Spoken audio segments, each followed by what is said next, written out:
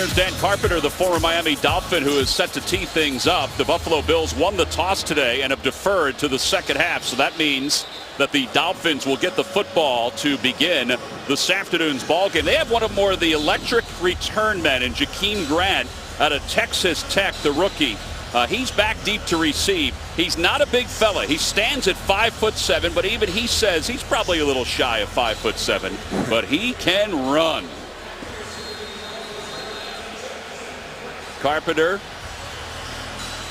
who began his career here in Miami. Yeah, Jakeem Grant's trying to get this crowd into today's ball game. So here we go, the Bills and the Dolphins from South Florida, and we are underway. And Grant will come up and field it right at the goal line. If he gets some blocks, he can run, and he didn't get the blocks he needed, so he stopped at the 19-yard line. All right, so let's check in with the third member of our broadcast team, Chris Fisher. Chris? Thanks, Tom. Adam Gase said with the offensive line starters returning, it allows him to better evaluate Ryan Tannehill. Gase admits he was brought to Miami to turn around Tannehill and the offense. He said initially he put too much on his quarterback's shoulders. Tannehill was seeing one thing and Gase was thinking another, but lately he's been seeing progress in his QB's development. It's been outstanding. He said last week they communicated better than any other week. Now they are huddling up more. They're not huddling as much. He was not sacked last week. He's got two receivers to the top, and the handoff goes to Ajayi, and his first run of the day is a lot like last week. Ronald Darby makes the tackle. So Ryan Tannehill in his fifth year out of Texas A&M, former wide receiver in college turned quarterback his last couple of years, 5 straight games versus the AFC East with 300 yards or more passing. Got to remember also he's played in a lot of different systems and had a lot of different offensive coordinators, and because of the offensive line being in flux for a big part of this season, they finally feel that last week's game against the Pittsburgh Steelers is what their offense can start to look like consistently. Well, that's Kenny Stills in motion as Tannehill on first down finds Stills, and he's run out of bounds at the 32-yard line. Let's take a look at the Dolphins offense. We begin with the offensive line. We talk about them being together for the second straight game. Mike Pouncey is definitely the leader as the center for the Miami Dolphins. And from a skill standpoint, well, Ajayi, I don't know if you can spotlight anybody else after a 200-yard, 2-touchdown performance last week. It's exactly what he needed. He didn't have the best start to the season. He had about a 10-day period, and Adam Gase says, where he kind of lost it. But he's come back and he's practiced extremely hard. And you have to maximize your opportunities. That's exactly what he did last week. On second down and 6, they may have gotten Jerry Hughes to jump. Ajayi, though, will bounce right across the 40 to the 43-yard line. Lorenzo Alexander and Zach Brown make the tackle.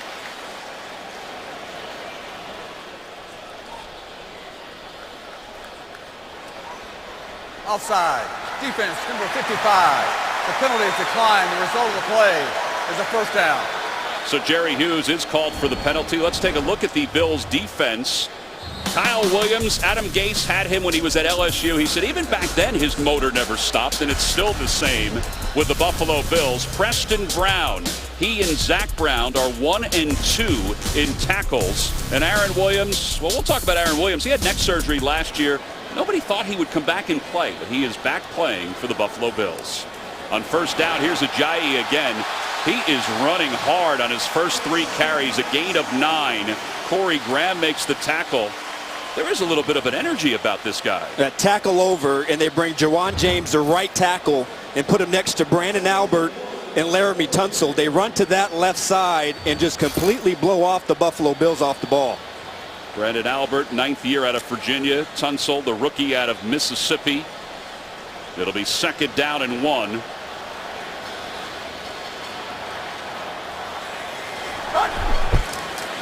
Quick pass, it's complete. That's Devontae Parker. Preston Brown makes the tackle. Well, Jay Ajayi, as Adam said, had a rough start to this year. He wasn't happy that he played in the 4th preseason game, and he sulked. And because of that, they didn't take him on the first trip to Seattle, and I think that sent the message he needed. And he responded. The interesting thing to this is Adam Gase loves the outside zone. That's kind of his preferred method of running the football, and that suits Arian Foster. as one of the best zone runners in football. Jay Ajayi, the way I saw it last week, more of a man blocking scheme runner. Expect to see a lot more pulls from their linemen so he can define the hole and hit it fast. Off the play fake, Tannehill looking to throw. Has time, throws left, tough pass. It's caught by Ajayi, but Zach Brown was right in his back pocket. And he takes him out of bounds after a gain of 1. Zach Brown, first in tackles, even with Kuechly on the year. 50-year pro out of North Carolina, who was the AFC Defensive Player of the Week 2 weeks ago after 17 tackles against the New England Patriots. He's been a tackling machine. He's been everywhere. He blitzes well, and he's emerged as one of the top inside linebackers in the league. Movement from the right side of the offensive line. Looked like Jermon Bushrod may have moved. False start. Offense, number 74. 5-yard penalty. Second down. So each team with a penalty so far in this first quarter.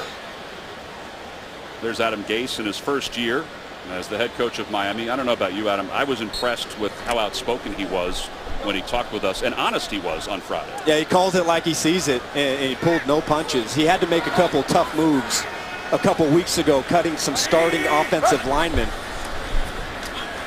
Tannehill under pressure. Alexander chasing him down, throws on the run, incomplete. Lorenzo Alexander, one of the best stories in the National Football League this year, forced Tannehill to make that throw. He's an outside linebacker, but they move him everywhere. You're going to see a lot of pressure through the A-gaps from Alexander. And they're trying to run a bootleg pass. Not a good effort by the right tackle, Jawan James. Alexander forces Tannehill to get rid of it. It's a guy who was a special teams machine early on in his career, still plays special teams. Now he's forced a third down and 13.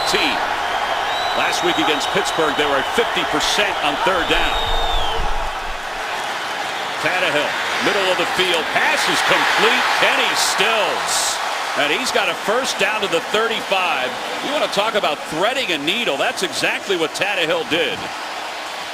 What does it start with, Tom? It starts with protection.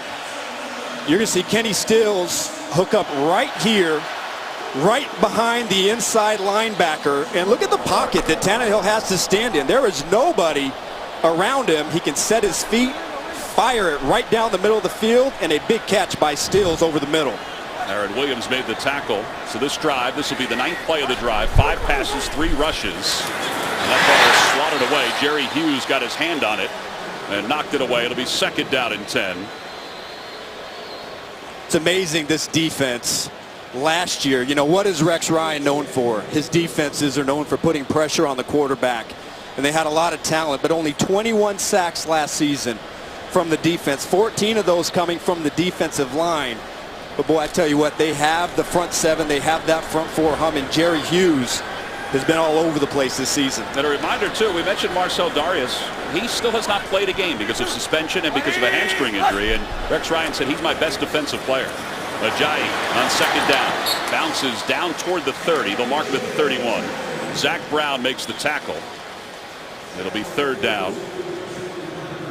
All right, so the Dolphins are huddling, and this has been a topic over the last couple weeks. They would love to go no huddle, but they've decided to huddle because it helps the linemen and helps Tannehill with the mental approach to the game. A lot of the communication was getting fouled up when they rushed to the line of scrimmage, and Tannehill had to get people lined up. He had to give people the calls, but they all kind of felt good about the need to reset after every single play, collect their thoughts, and they looked a lot better last week. Well, this is more than 5.5 minutes this drive, and the pass complete to Stills, close to the 20. A big third down conversion in front of Corey Graham. It's a gain of 11. So that was the 11th play of this drive. And last week the Dolphins had 3 drives of 11 or more plays, got only 3 points. They're trying to cash it in here. All day. This is a 3-man rush. And again, zone coverage. Stills just curls up. There's nobody around him. You know, the Bills are known for man-to-man defense. In this drive, they played a lot of zone coverage. And Tannehill, because he has time, has been able to get the ball out. Here's Ajayi on first down, and he is hit right at the line of scrimmage. A flag comes in. That's something that didn't happen that often last week, where he was stopped for a loss. Holding. Offense, number 51. 10-yard penalty. First down. Mike Pouncey called for that penalty. The last opening drive touchdown allowed for the Buffalo Bills defense was 8 games ago in December against Washington. In fact, the Bills have been getting off to these fast starts, and that has helped Rex Ryan and his crew during this 4-game winning streak. Outscoring the opposition 31-6 in these 4 games in the first quarter. Damian Williams is in for the first time. Off the play fake, Tannehill throws it low.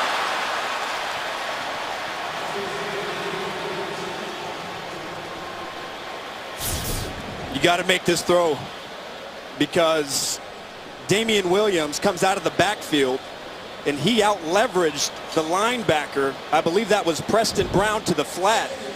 He puts that ball in Williams' hands. He's going to run up the sideline. That was a big miss and a missed opportunity.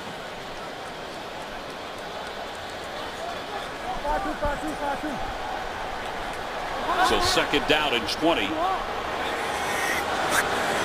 Jarvis Landry in motion. Ajayi. And Ajayi dances his way inside the 20. Corey Graham eventually makes the tackle. Well, that's a gain of 12 yards for Ajayi, who so far, Adam, 5 carries, 46 yards. Yeah, tight ends played a huge role in the running game as well last week. Marquise Gray lined up as the wing. He leads up right inside on Kyle Williams, makes the contact. And Ajayi, again, when he has a puller in front of him, making contact with a linebacker, he sees the hole and makes great cuts. Well, there's Arian Foster, who's in for the first time on 3rd down and 8 from the 18. The Bills have not allowed a 3rd down conversion in the red zone this year. Tannehill trying to make it the first one. Nothing there. Off the hands of Stills. And Stephon Gilmore was in on the coverage, and the Bills, even though this was a long drive, they will force a field goal. It's been exactly what they've been good at. This is perfect coverage by Stephon Gilmore on the outside, going back to the curl. Something that was good to them in that drive, but a beautiful break on the ball, breaks it up and forcing the field goal. Well, Andrew Franks, who had 3 field goals last week against Pittsburgh, which is a career high, will attempt a 36-yarder. He has had a couple of field goal attempts blocked this year. Good snap, good hold, kick is on its way. It had better height, and it is good. And the Dolphins jump out to a 3-0 lead with 7:28 to play here in the first quarter. Tyrod Taylor is on his way for his first series of the day. He's had to sit quite a long time before he's going to touch the football for the first time when we get back. 15 plays, 64 yards. Frank's field goal, 36 yards, has given the Dolphins a 3-0 lead. You know, before last week, they were averaging 55 plays on offense per game. Then they had 68 last week. They like that. And this is another good start for them, although they would love to have gotten 7.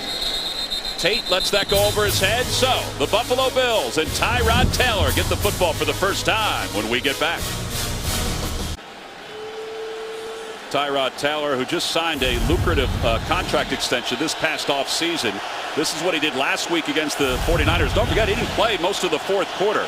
4 touchdowns, no interceptions in 2 career games against Miami.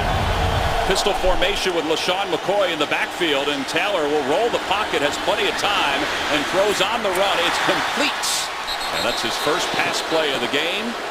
Goodwin with the reception, Maxwell with the coverage. Let's take a look at the Bills' offense, their offensive line. So Richie Incognito, who played here with the Miami Dolphins, has been a stabilizing force for the Bills on the offensive line so far this year. And there's LaShawn McCoy. You have to spotlight him.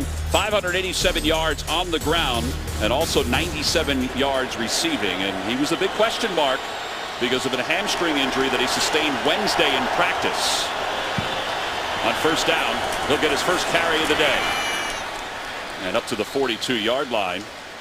Let's take a look at the Dolphins' defense. We'll begin with their defensive line. Cameron Wake getting more reps. He's probably feeling good after Penn State's victory last night over Ohio State. Kiko Alonso is the leading tackler for the Dolphins. He's over from the Eagles, but started with the Buffalo Bills. And Michael Thomas, he is taking over for Rashad Jones. It's a lot of responsibility. On second down at 8. A little shotgun is Taylor. And Taylor's under pressure, and he breaks away from Cameron Wake and runs out of bounds which he does so well, up to the 46-yard line. Neville Hewitt makes the tackle. There's Cameron Wake. Oh, Cameron Wake, beautiful off of Tyrod Taylor's right side. And the thing you notice when you watch Taylor play, his ability to make the first rusher miss is as good or better than any mobile quarterback in football. And that's where he's been most dangerous this year. Not only, using his legs, but that buys time for him to identify receivers down the field. And they've hit a lot of big ones there as well. 3rd down and 6. 38% this year for the Bills on 3rd down. Play clock is down to 3. Play clock is down to 0, and Taylor just gets it off. Nope, there's a flag that's thrown. He did not get it off in time. Delay a game. Offense. 5-yard penalty. 3rd down. That's Brad Allen, our referee. I don't think he realized where the play clock was. He sees it under the goalpost in front of him. But it got loud here. Well, Eric Wood didn't get the signal from John Miller until it was too late. He's looking for the signal from his right guard to tap him on the butt, but he didn't get that signal too late, and he didn't snap the ball. See, there's the tap. Play clock is down to 5. Play clock down to 1. He just gets it off. And Taylor is hit, and he is thrown down by Cameron Wake.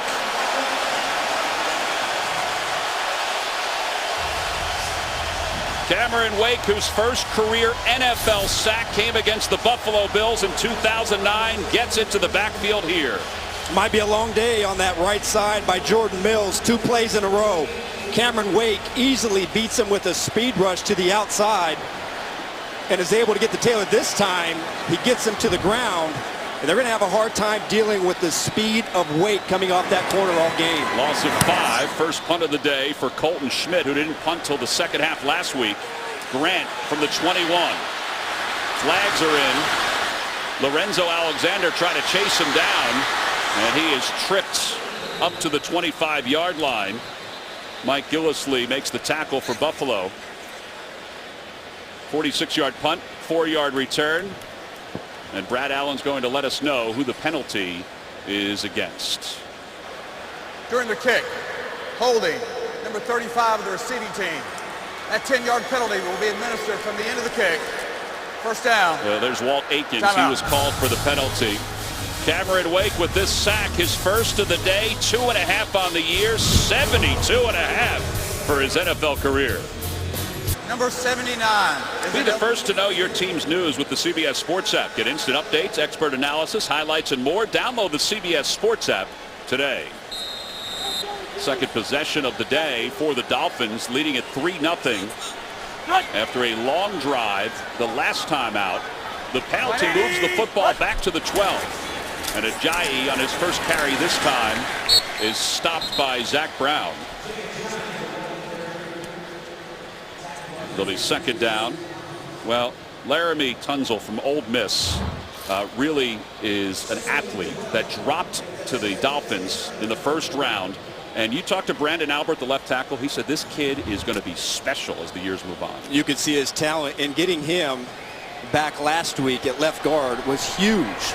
He had a tremendous game. Now, he's going to end up being a tackle someday, but he's learned how to play guard very well. On second down, Ajayi up to the 15. Jerry Hughes makes the tackle. Kyle Williams was there as well. It's a gain of 3.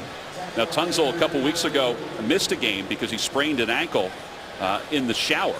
And Adam Gase told us the whole story when he received the news. He said he couldn't believe it. And Ryan Tannehill told us that his wife, after she saw him after the game, said, I'm going to buy all of those guys' shower shoes from here on out. Said he was on the way. Adam Gase was on the way to the stadium when the offensive line coach got the call, and he just couldn't believe it. Well, 3rd down and 7. The last drive, there was only 1 third down. They didn't convert. Tannehill out of the shotgun. Alexander's right at his feet. The pass is incomplete. Intended for Stills. Broken up by Corey Graham. And let's see who the penalty is against. It's holding against the Dolphins. Holding. Offense, number 74. That penalty is declined. 4th down. Well, Jermon Bushrod called for the holding penalty, and they decline it because Corey Graham made such a good defensive play. So the right side of your screen, number 74, he gets his left arm around the neck of Lorenzo Alexander as he's running another inside stunt trying to get to Tannehill. Brandon Tate on to receive the punt from Matt Darr, his first of the game. From his goal line. And Tate will get a chance to return this one from the 40. Makes one man miss, so that means he's in Miami territory, and then a whole lot more. Excellent field position for the Bills on the second series of the day for Tyrod Taylor. The veteran Brandon Tate coming up big. The Bills down 3-0 when we come back. The NFL on CBS is sponsored by McDonald's. I'm loving it. And by Bud Light. Make the right call. Drink responsibly. On first down, the Bills, excellent field position from the 30. Here's LaShawn McCoy.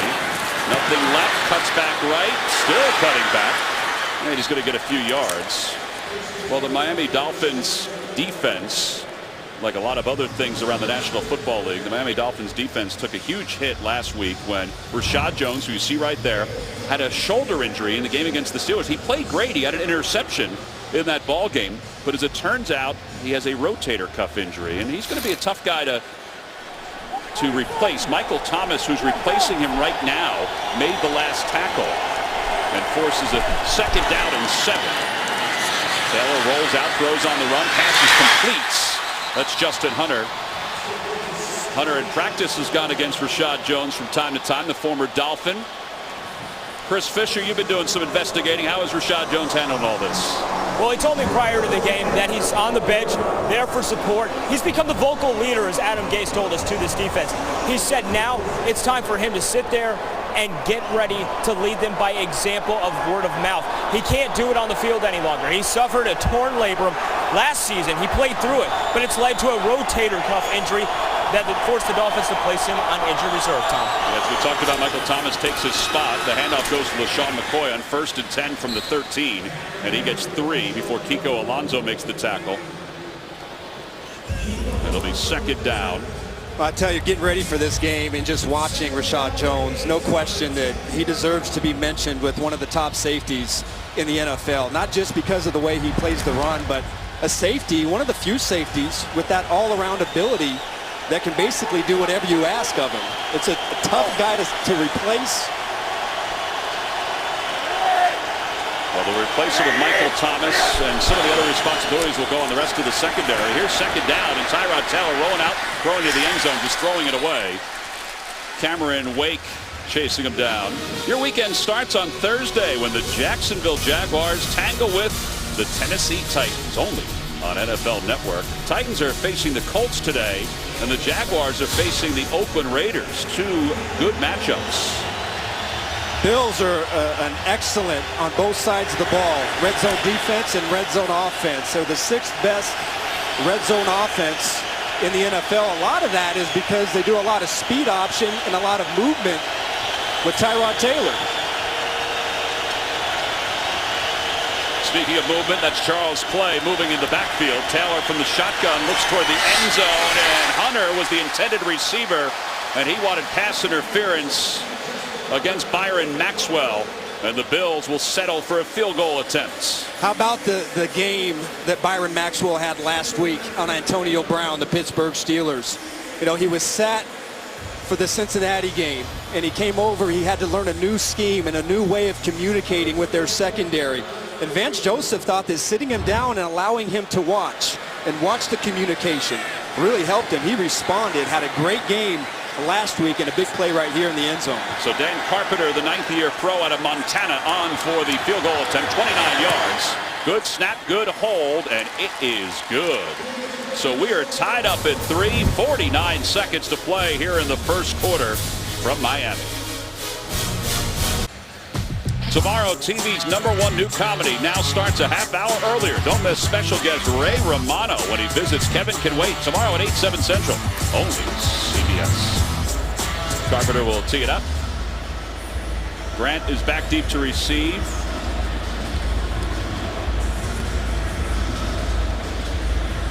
Kenyon Drake is back there as well for the Dolphins. It's a 3-3 game with 49 seconds to play here in the first quarter, and Grant will have some room to get things started, and then he's able to cut across the 25 and take it down at the 27-yard line. All right, as we wind down the first quarter, let's take a look at Arch's angles. What are you looking for today, Adam? Dolphins defense, 31st in the league rushing, and you can't allow runs of over 10 yards to the Buffalo offense. They must get pressure on Ryan Tannehill. 0 sacks last week.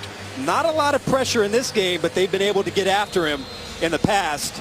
And you have to be able to contain Tyrod Taylor, both in the running game and also in the passing game. 68 yards on the ground last week against the San Francisco 49ers, but always a threat to throw it behind your head. And he has checked off one objective today against the Dolphins defense. He's rolled out 3 times to pass so far in this first quarter. Here's Tannehill to throw on first down, throwing long, passes complete to Jarvis Landry, and knocked out of bounds at the 47-yard line by Zach Brown.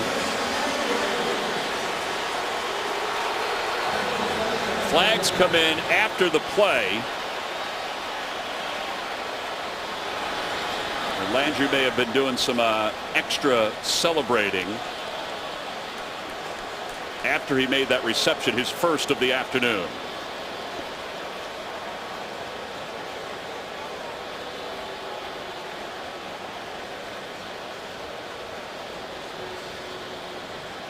$26-yard gain right now for Adam Gase, but here is Brad Allen. Unsportsmanlike conduct. Number 14, offense. Taunting after the play. This unsportsmanlike conduct counts toward his disqualification. This is his first. All right, so that's the taunting by getting up and spinning the football on the Bills sideline.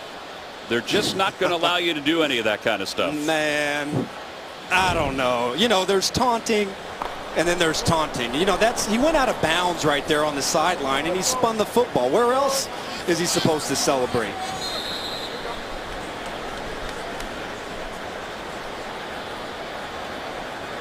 On first down from the 38-yard line. There's Tannehill.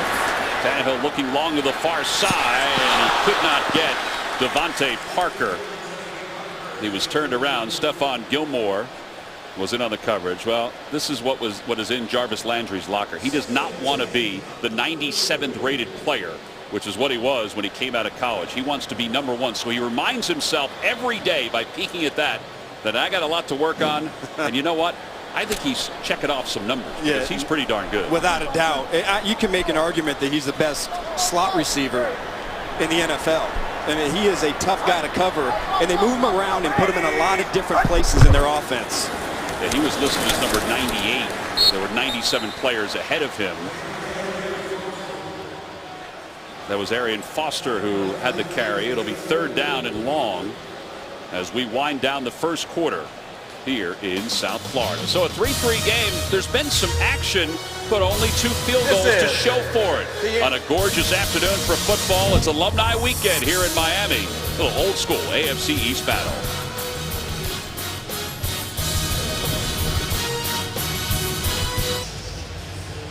Little quick synopsis from the first quarter. Look at time of possession. That's because that opening drive was 7 minutes and 32 seconds for the Dolphins. It resulted in a field goal. Dolphins 49 yards on the grounds from Jay Ajayi, who's 7 for 49. He's out right now on 3rd down and 10 for the Dolphins. Arian Foster is in. And Marquise Gray, the tight end, is in the backfield as well for Tannehill. Low snap handle. Here comes the pressure. Tannehill rolling, and he's in trouble. He wobbles it, and it's incomplete. Shaq Lawson and Preston Brown were both in on the pursuits. Oh, miscommunication on the left side. Preston Brown, this is a max protection look. Both backs in the backfield looking for blitz. One of the first 3rd down pressures, and they completely let Brown go. Arian Foster releases to the flat, doesn't even check the blitz, and you can't have a free hitter on Ryan Tannehill on 3rd and long. Brandon Tate back deep to receive. First punt for Dar was 45 yards, but it was a 30-yard return for Tate that set up the field goal for the Bills. This is a good high punt. Tate will call for the fair catch, and he's bumped into, and there's the flag. Jordan Lucas is probably going to contend that he was blocked into Brandon Tate, but there was contact. Ronald Darby was the guy who was doing the blocking. Ronald Darby basically threw him off, and then he ran into the returner. I don't think he's going to have a great case for this. There's also a second flag that's inside the 30-yard line. And that may be holding against the Dolphins. Maybe Kenyon Drake who's called for the hold on that one. Here's Brad Allen. There is no foul for kick catch interference as the player was blocked into the play. However, there was holding. Kicking team number 32, 10-yard penalty, 4th down. So it'll be 4th down again, so Tate will get an opportunity to return a kick. So it'll be 4th down and 20. Take a look at the hole to the right. You see number 32, the wing, the right wing of the Dolphins. That's Kenyon Drake, the rookie running back, getting some special teams work out there. Probably didn't have a whole lot of special teams work his last couple of years at Alabama. Starting running back, or Alabama running backs don't play special teams. Well, Tate will stand back at his 25, and Dar will punt inside the 15.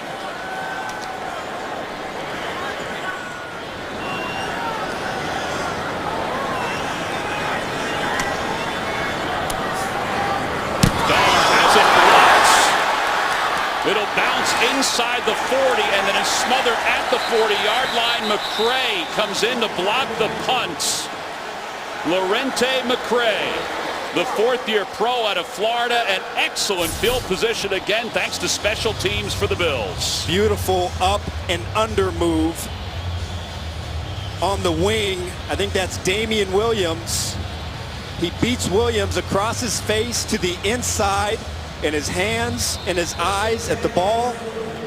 What a big, big special teams play. Man, that was a costly holding call on Kenyon Drake. So the second straight drive begins in Miami territory. The handoff goes to LaShawn McCoy. He gets one. Let's check in with JB in New York. Confidence booster for Geno Smith. Yeah, Geno Smith getting his first start of this year. Throws it to Quincy Enunwa. He's going to take this ball 69 yards for the touchdown. That's the longest play of the season for this New York Jet offense. 10-7, Baltimore's up. Back to Tom, Adam, and Chris. All right, JB, we appreciate that. Tony, thank you very much. By the way, I don't know if anybody saw it this past week on NCIS, but Tony Gonzalez made his second appearance on NCIS. Was excellent as the pass is complete to the outside.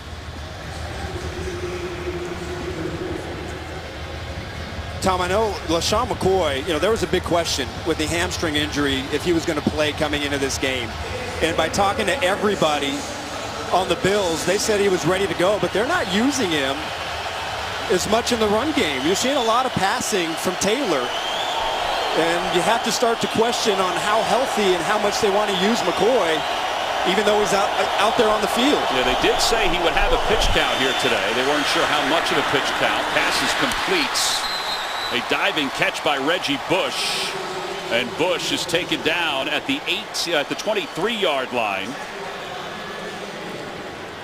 Well, you can bet you're going to see more of this. Reggie Bush, a running back, lined up in the slot because they're down receivers.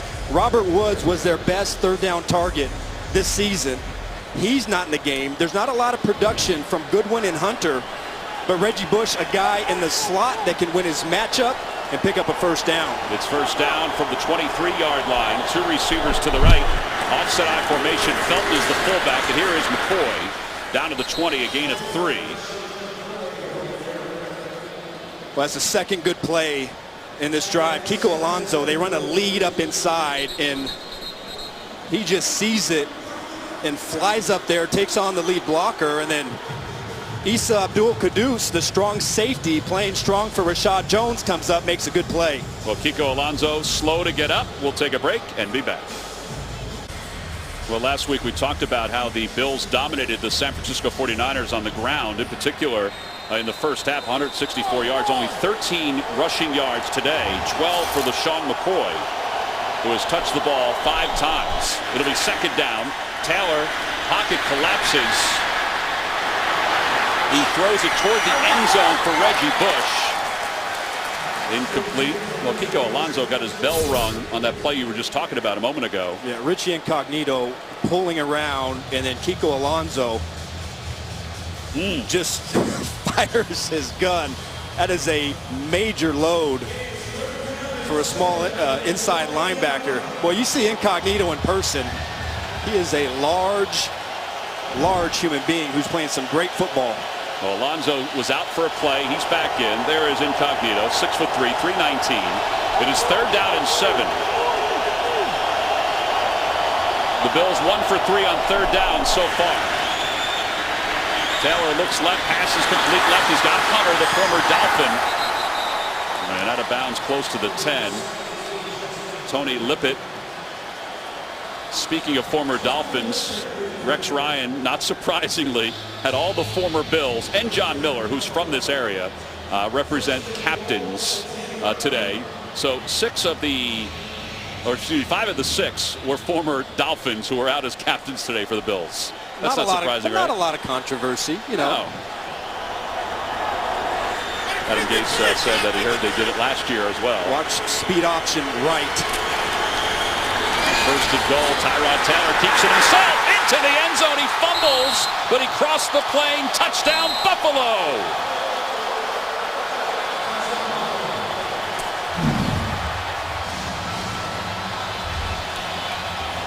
He fakes the handoff to Reggie Bush and then works his way into the end zone. Yeah, you can see this coming the entire way. Formation to the left, and you knew that it was going to be some sort of a quarterback run. Charles Clay, the tight end on that side, leads up on the strong safety, Abdul Kudus. And that's one of the reasons why they've been so good in the red zone this season, because of the threat that Taylor brings to this offense. Well, that is the 12th touchdown in 16 red zone possessions this year. And you saw the replay. He crossed the plane of the goal before Kudus knocked the ball loose. Carpenter with the point after. His kick is on its way, and it is good. 10-3 Buffalo. Tyrod Taylor, well, he certainly has some wheels, and he is not afraid. Split the defenders into the end zone. The NFL on CBS is sponsored by Touch of Gray for that perfect salt and pepper look. Verizon. Welcome to Verizon LTE Advanced, the next-gen network. And by Intel. Upgrade to a new PC with powerful performance. Dolphins have a rich on-field history with their players as well as their cheerleaders. The team pays tribute at the stadium to some of the cheerleading squads of years past. And today, from a football standpoint, as you see the scoring summary, 7 plays, 40 yards, 10th rushing touchdown this season for the Bills, 7th career rushing touchdown for Tyrod Taylor. But the Dolphins are wearing uniforms from the 1966 season, and they are sharp. Here is Grant, a yard deep. He'll bring it out. He's got some confidence, and Lorenzo Alexander wraps him up and takes him down at the 21-yard line. Well, this past week, Erie County Medical Center has attended to Bills legend Jim Kelly during his battle with cancer. And Kelly and several of the hospital's caregivers helped unveil the Kelly Tough Room this past week. This is the same room where Kelly received care and is now meant to inspire those who spend time at the hospital. Boy, that's a great moment, and he has done so much good. You ever watch the documentary on Jim Kelly, the various documentaries? He talks Offside. about how Kicking team number 30. That 5-yard penalty. That 5-yard penalty will be administered from the previous spot. We will re-kick. So we will re-kick after the 5-yard penalty. Anyway, Jim Kelly talks about how he kind of went kicking and screaming to Buffalo, but now it's his home, and he and his family have done so much goodwill and have meant so much to the city of Buffalo. And Tyrod Taylor is the current quarterback for the Buffalo Bills. I asked Rex, I said, how good is he? He goes, oh, he's very good. If you want to force him out of the pocket and make him run, he'll run. If you want to keep him in the pocket, which a lot of teams want to, he's going to pick you apart. Yeah, they're perfectly fine with letting him do what he wants to do. Remember, he runs a 4.4 40-yard dash. And so you know how dangerous he can be in the open field. You just got to look at who's around him. You know, Sammy Watkins, he and Watkins had a special downfield connection last season. He's not there. And now with Robert Woods down, you know, there's not a lot of experienced, productive receivers on that side of the football. I think he's doing the best job that he can. Sammy Watkins is eligible to come back to the Buffalo Bills on the 27th of November with that foot injury. Whether he does or not, that remains to be seen. So after the penalty, they'll kick from the 30-yard line. Grant will get some better field position to start from the 10 this time. And he gets across the 25 before he's wrapped up at the 27. 17-yard return. Thursday on CBS, The Big Bang Theory moves to its new night, leading a parade of premieres. Starting with the new comedy, The Great Indoors, followed by Mom and Life in Pieces. It's comedy's big night, Thursday on CBS. Tom, Lorenzo Alexander is a beast. Lead the team in sacks, and then run down on kickoff coverage. You saw the tackle, the open field tackle the play before. This time, he went down there and just blew it up at the point of attack. Boy, is he fun to watch. Well, we talked about him in the open and what kind of a year he's having. Defensively, 8 sacks. That's tops in the NFL, but also still on special teams. Here's Ajayi, who slips away from Kyle Williams for a first down, out of bounds at the 37-yard line. Robert Blanton got a hand on him as he went out of bounds. All right, so that's 8 carries, 59 yards now for Ajayi today. Well, it started the first drive. He had some big runs, and then Buffalo's run defense really started to clog things up inside. But you see the tackle breaking ability that he brings to the offense. They just have to find a way to get him more space. First drive, 15 plays, a field goal. And he was a big part of it. He has 8 carries, as we mentioned, 59 yards. They officially gave him 11, and this time he'll speed up across the 45. Brandon Spikes takes him down. Ajayi, who you saw in college at Boise State, Adam, and he had 2 200-yard games during his career at Boise State. Last week was his first in the National Football League. Yeah, he's a big back, and he's a one-cut back who wants to decide early in the down what he wants to do, make his choice, and he has a good size speed combination to get some dirty inside work. He's had a great season. 69 yards on the ground for the Dolphins. That's Gray in motion, the tight ends. This is Arian Foster on second down and short, and Foster lowers his shoulder and has the first down to the 49. Duzable will make the tackle for the Bills. We haven't seen much of Arian Foster because of the injury that he sustained early on in the season. And I think now with the emergence of Jay Ajayi, if they can get Foster up to speed and healthy and play him about 10 or 12 snaps a game and use him on third downs and use him out of a weapon in the backfield, they can have a pretty good complementary back duo back there. And don't forget Damian Williams, one of the best third down backs in the game as well. This is already the 25th play of the half for the Dolphins. Off the play fake, Tannehill looking to throw. Steps up in the pocket, throws on the run. Pass complete to Jarvis Landry, who makes one man miss before he dances out of bounds. Oh, this route was nasty by Jarvis Landry. He loses Ronald Darby. He's going to cut to the post and then break to the outside and completely leaves him out of his break, and Tannehill finds him.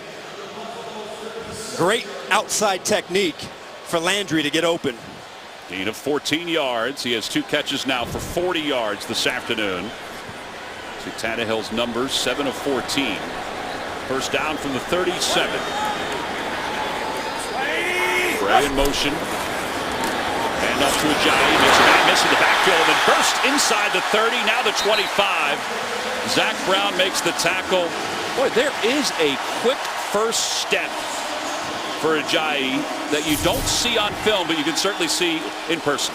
Right here, up inside at the point, Mike Pouncey makes the key block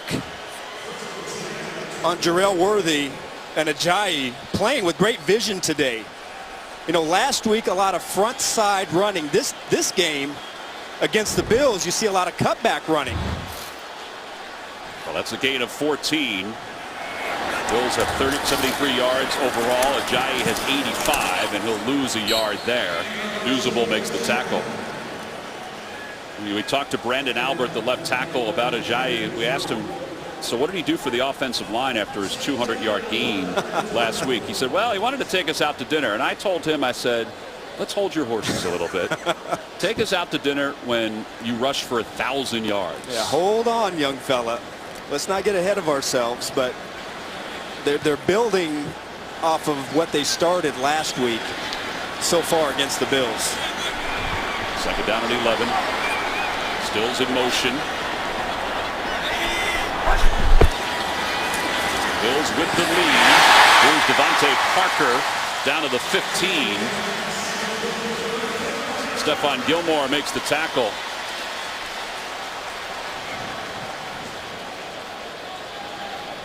There's another young, talented player in the league, and he was slowed up in training camp in the offseason by an injury. And part of the struggles that this offense had is because he wasn't able to get up to speed. But he is a guy that is big and can run, and they like to get him the ball once they cross the 30-yard line. So now a 3rd down and 2. That's Kenyon Drake in the backfield. Tannehill pumps. He can run for the 1st down, and that's what he's going to do. He's out of bounds, pushed out of bounds by Preston Brown. I wasn't sure if he was actually going to do it. Gain of 4. It'll be 1st and 10 from the 11. Oh, you know he's athletic. You know, maybe doesn't run as much as Tyrod Taylor, but he has this element and this dimension that he brings to the offense. Preston Brown dropped into coverage, and so his first target wasn't open, and then he just improvises, gets outside, and makes the play. Look at the time of possession, the number of yards for Miami. But again, the Bills lead it 10-3 thanks to special teams. And a timeout is called by the Dolphins. 6:13 to play here in the first half. 10-3 Buffalo. Dolphins are in the red zone. Last week they were in the red zone 6 times. Prior to that, they were only in the red zone 11 times. This is the part of the game where they really got to tighten it up. It's the next step because you've seen them be able to drive down the field, but they have to find a way to get 7 points instead of 3 points. Last week, a couple drops cost them some touchdowns. They got to punch it in here. Handoff goes to Ajayi running left, and flags come in. He's inside the 5, down to the 4.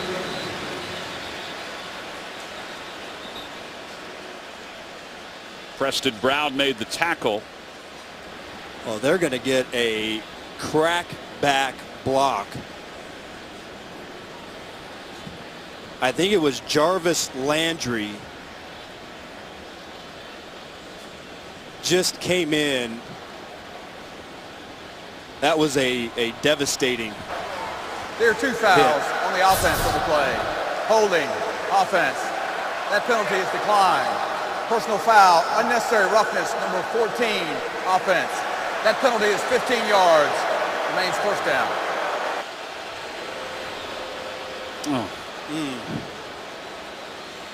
And you remember last year, Aaron Williams had neck surgery. They weren't sure if he'd be able to play again. He worked his way back. Boy, you just hope that. Bills defense not happy with Jarvis Landry with Williams down on the ground. Well, Aaron Williams is up on his feet. Jarvis Landry, number 14, wants to go over to say something to him because it was a nasty hit. Williams, who sustained that neck injury last year, was 50-50 whether he would ever play again. Takes a tough looking, and there's Landry coming over and saying something to him. Landry and the Bills defense was not happy with Jarvis Landry, but Landry was visibly upset on the sidelines. Yeah, you want to play physical, but you don't want to see this happen to anybody. And you're allowed to come back and crack back inside. You just can't go and lead with your helmet. He has to lower that target, but you can see, he leads with his shoulder. But, that's devastating, and you just hope, you hope and pray for Aaron Williams, who had that neck injury, that, it's more of just the shock of what happened and not anything serious. Well, we will not assume anything. We'll try to get you an update as soon as possible. Chris Fisher, who's our sideline reporter, is on the case, so we'll try to get you an update as soon as possible and hope for the best for Aaron Williams. Yeah, it's just, you never want to see that. Well, it'll be first down and 20 from the 21-yard line for the Dolphins. Landry is in motion. Off the play fake, Tannehill in the pocket, has time, throws right, pass complete to Stills. Ronald Darby makes the tackle after a gain of 5. How about Tannehill's footwork in the pocket? You know, they're trying to get Landry open to his left, and it was well covered by the Bills. But just showing a good pocket presence and scanning the scanning all the way back to the right side of the field and finding Kenny Stills for the catch. So he has 3 receivers now to the near side, including Marquise Gray, the tight ends, who's in the middle of Arian Foster and Kenny Stills. Tannehill's in trouble, breaking away from Jerry Hughes and then stopped by Lorenzo Alexander. Douzable was there as well. It'll be a gain of maybe 1.5. We'll see how they spot it, but it's going to be 3rd down. Bills love to run games with their outside rushers. Hughes running what they call a TE stunt with Kyle Williams. Williams comes up and draws the double team. Hughes wraps inside and gets to Tannehill. Well done. Rex Ryan, who is a defensive-minded coach, has Dennis Thurman as his defensive coordinator. Dennis calls all the plays. 3rd down. Tannehill, middle of the field. Jarvis Landry is spun down by Zach Brown. Excellent coverage by the middle linebacker. Or the will linebacker, I should say. It'll be 4th down, and the Dolphins will be forced a field goal again. Well, it's been the difference. Buffalo standing tough inside. Now, they were helped by the penalty, of course, because Miami was driving, and they had some good momentum. But good coverage underneath. Come up, make the sure tackle, force the field goal attempt. We talked about how good the Bills defense has been in the red zone this year. The opposition is just 6 of 20 in the red zone for touchdowns, and Franks converts the field goal. It's a 4-point game. Buffalo on top with 3:47 to play. Welcome back into Hard Rock Stadium, where we saw Aaron Williams, the safety of the Buffalo Bills, frustrated, walking back through the tunnel, needing assistance to walk back into the locker room. He threw his tunnel. Currently, he's in the locker room being further evaluated. Tom? Well, this is the hit we were talking about. I mean, Adam, you played, defense for a lot of years, and, a lot of times you're not always looking to see somebody coming over to block you. Yeah, it's tough on both sides because, obviously it was not a good play by Landry. But then you also have to say, he doesn't know if Williams sees him or not. His only choice in that to avoid that kind of a result is to make sure he drops his target and hit him more in the numbers instead of going up high. But a tough play for both players, and you hope Williams is okay. Brandon Tate to return from the 2. And he has stood up just outside the 15-yard line. Tomorrow on CBS, Matt LeBlanc returns to television to the new comedy Man with a Plan. Don't miss the premiere tomorrow after Kevin Can Wait right here on CBS. So Rex Ryan's team is up by 4. It's 10-6 with 3:41 to play here in the first half. We met with Rex last night as his team arrived from Buffalo. Their flight was delayed about 4 hours. See, the first 3 possessions resulted in a field goal and a touchdown, but they had excellent field position because of special teams. But their flight was delayed for about 4 hours, and they had to get off the plane up in Buffalo. They went through all of their work up there before heading down to Miami. Jordan Phillips may have moved for the Dolphins, and that's why the flag came in. There's Phillips.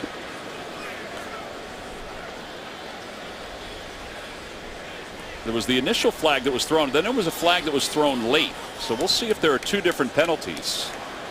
Neutral zone infraction on the defense. 5-yard penalty. Still first down. Yeah, so it will be Jordan Phillips who's called for the neutral zone infraction.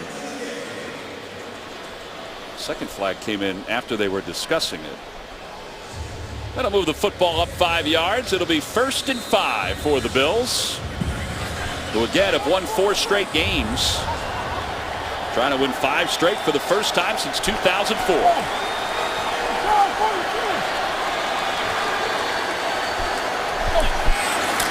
Handoff goes to McCoy. And McCoy is hit at the line of scrimmage. Gets 1 up to the 24. Donald Butler makes the tackle. Actually, that was Mike Gillislee who had his first run of the day for the Bills. Now you can see that McCoy, he can't be 100% because they don't have a lot of rushing attempts in this game. You know, this is not the identity and the personality that we've seen from the Bills during their 4-game winning streak. Well, Anthony Lynn did tell us last night that they were going to be careful because it is a long year as Taylor throws to Clay, who has it at the 41-yard line. Tyrod Taylor was under pressure and threw with his feet moving for 18 yards. If he calmly stays inside the pocket, he's going to sense the pressure coming from his left side, and then he kind of sidesteps, gets around incognito, and sees Clay coming up open over the middle. Clay beating Abdul Quddus. And Clay, who has to be a big part of the offense, moves the ball down the field. 16 receptions the last 4 games for Charles Clay. Taylor, quick toss, has Clay again, middle of the field. And he's down to the 46-yard line. Kiko Alonso and Neville Hewitt make the tackle. What did Anthony Lynn tell us after the first couple games? We asked him about getting Charles Clay involved. He said, well, wouldn't you? You know, he was a little inconsistent last year. But I tell you, the last 3 games, he has been their most consistent passing threat. He's had a terrific 3-game stretch, and they should continue to use him. Well, we have reached the 2-minute warning here in South Florida with the Bills on top 10-6 over the Dolphins. 2 minutes left to play in the half. Buffalo with the football inside Miami territory with 3 timeouts. Tyrod Taylor, 5 of his last 6 pass completions. And he hands the ball off and no gain on the play. In fact, a loss of 2 for LaShawn McCoy. Coming up on the Verizon Halftime Report, join JB, Tony, Bart, Boomer, and Coach Cowher for all the latest NFL scores and highlights, as well as a preview of Thursday Night Football on the NFL Network. That's all coming up on the Verizon Halftime Report. Loss of 3 on the play, now from midfield. On 2nd down and 13, Taylor zips it to the outside, and pass is complete to Walter Powell, the second-year pro out of Murray State. Bobby McCain with the hit. You can start to see Taylor now getting into a bit of a groove, passing the ball. You can see that was a high hit, but because Powell was able to become a runner, no flag. McCain was on the back end. That was Lippett that applied the hit. It's 3rd down and 3. 1:05 to play, first half. Buffalo with 3 timeouts left. Taylor, and his pass to Goodwin is dropped. Goodwin had a step in front of Byron Maxwell. With the ball just a little bit behind Goodwin. Maxwell again, perfect coverage. But you can see after the first 2 series, the Bills going now to a quicker passing game. 3-step, getting the ball out of Taylor's hands to try and get away from the early Miami pressure. Well, now Jarvis Landry is back deep to receive this punt.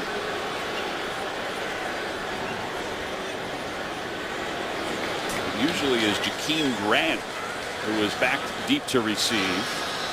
Landry's back there every once in a while. It's 4th down. Schmidt's second punt of the afternoon. And they're going to say get away from it as it bounces out of bounds inside the 15-yard line. In fact, they'll spot it right at the 13 with 49 seconds to play. It's a 27-yard punt. Well, this was the hot topic going, and we talked about it in the open. People have talked about it all week, the running back comparison, and you don't think McCoy's 100%, but Ajayi certainly is 100%. No, only 6 rushing. Now, the Bills are ahead, so they figure our defense is playing well, especially in the red zone. You know, not quite sure what to make of McCoy and his production, but Ajayi picking up where he left off. The offensive line having a really good day up front, blocking one more time. There is LaShawn McCoy on the sidelines. The visiting teams are in the sun here at Hard Rock Stadium, although it's a very comfortable day. Not like last week with the Steelers. Here's Ajayi into the open field up to the 30. So with 41 seconds to play, Miami with 2 timeouts left. will use a timeout here to stop the clock at 38 seconds to play. Boy, Brandon Albert and Laramie Tunsil on the left side are just Miami, their second. handling that front. Mike Pouncey gets up and leads on Zach Brown, and another gaping hole for Ajayi gives them some breathing room. The left side here is just unbelievable. Key block being Pouncey on Zach Brown, and good vision again for Ajayi to get in the secondary. Well, he is now over 100 yards. Actually, he's right at 100. They've just officially taken a yard or two away from him, so he is at 99. It'll be first down for the 30-yard line.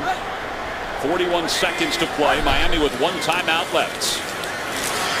Tannehill being flushed out. Shaq Lawson has him from behind and takes him down after a gain of 1. And with 29 seconds and counting to play, Miami not using a timeout. Franks' long field goal attempt is 53. You surprised they're just letting time run off, or are they just content down by 4? It's tough. I think the first play gave them hope that maybe they can make something happen. Maybe hit a run, another big pass to get some movement down the field. But I think after pressure, they're just going to take it in after halftime, or take it into halftime. Well, the clock winds down. Boos rain down here at Hard Rock Stadium. Coming up on the Verizon Halftime Report, join JB, Tony, Bart Boomer, and Coach Cowher for all the latest NFL scores and highlights, as well as a preview of Thursday Night Football on the NFL Network. That's all coming up in just a few moments on the Verizon Halftime Reports.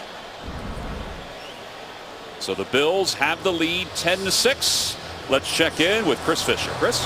Thanks, Tom. Rex, LaShawn McCoy, 6 carries, 10 yards. Is he running at 100% right now? Yeah, I think so. We just got to stay the course. We'll be fine. Best of luck in the second half, Coach. All right. Excellent red zone defense for the Bills. That's part of the reason why they have the lead. We'll be back with the Verizon Halftime Report after this message and a word from your local station. You're watching the NFL on CBS. Well, we mentioned on Friday, we found out from Adam Gase that he's very honest, and he was honest with Ryan Tannehill with his assessment of the end of the first half. I don't think he was happy that he took the sack and the time wound off the clock, because they did have a little momentum, but they trail it by 4, 10-6. One of the main reasons why they trail it by 4, well, let's take a look at Who You Are Loving, presented by McDonald's. This is Tyrod Taylor. After faking the handoff to Reggie Bush, he went into the end zone, the only touchdown of this first half. He has been what we talked about in the open today. He's been efficient for this Bills offense. He's been efficient, and they really haven't done anything dazzling on the offensive side of the ball. Obviously, the big story is the production of the running game, and only 6 attempts for LaShawn McCoy, under 10 yards in the first half. So don't think that he's extremely healthy. Miami Dolphins doing a great job on their side of the ball, but that is the story of the game for the Bills. Well, speaking of running stats, how about Jay Ajayi and what he has done with the Miami Dolphins in their rushing yards? The Miami Dolphins have 108 yards on the ground. He has 99 of those yards on 12 carries. He has been outstanding so far for the Dolphins. Time of possession belongs to Miami. That's partly because they had a long drive to begin today's ball game. So Ajayi is just trying to keep his legs loose, which we see from time to time in the National Football League and also in the college game. You sit for those 15 minutes or so at halftime, kind of tighten up a little bit. So the Bills will receive to begin the second half. On top 10-6. And Franks will kick it off, and we begin the second half from South Florida. That's Reggie Bush, who's going to return it from the goal line. Reggie Bush up to the 20-yard line. He stops. Let's check in with Chris Fisher. What did Adam Gase have to say, Chris? Thanks, Tom. He's obviously frustrated what the offense is doing right now. He says they've been able to sustain drives, but in the red zone, they keep shooting themselves in the foot. Defensively, he likes what they've been able to do. But their best unit so far this season, special teams, has also been a letdown. He says they need to pick it up. Well, that is true, because the two scoring drives for the Bills set up because of the special teams. The punt return by Brandon Tate and the blocked punt. So a 4-point lead for Buffalo with the football to begin the second half, try to win their 5th consecutive game. Here is LaShawn McCoy breaking a tackle behind the line of scrimmage. And Kiko Alonso takes him down after a gain of 4. Well, special teams, we said, was a big deal for the Bills in the first half. And they took advantage of great field position. Here's an excellent return from Brandon Tate. And then the next punt attempt, a block by Lorente McCray, and that set up Tyrod Taylor on the speed option right for the Buffalo Bills' first touchdown of the game. So taking advantage of great field position because of their special teams play. And by the way, LaShawn McCoy, 4-yard gain on that first down. It's his longest run of the day. He'll remain in the ball game on 2nd down and 6 from the 25. And a timeout called. The personnel didn't seem right. In fact, it looked like they wanted Nick O'Leary, their tight end, Buffalo, to go to the right side of that setup. Nick O'Leary, who has caught 5 passes this year for 77 yards, the former Mackey Award winner from Florida State. He had some big grabs last week.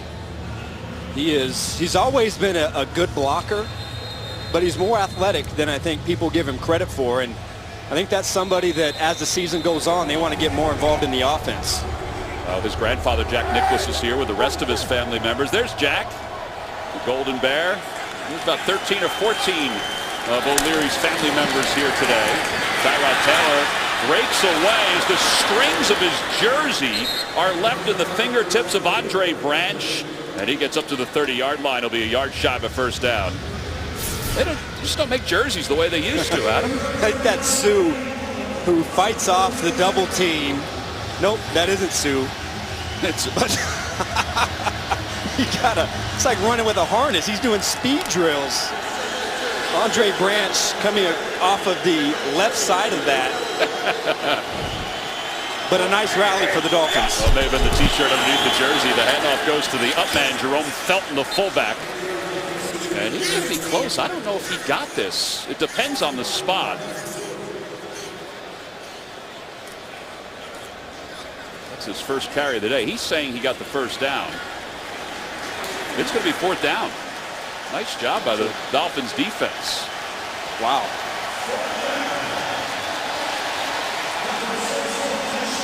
That's a big stop in a great way to start out the 3rd quarter for the Dolphins, who have, they've had their problems this year in run defense.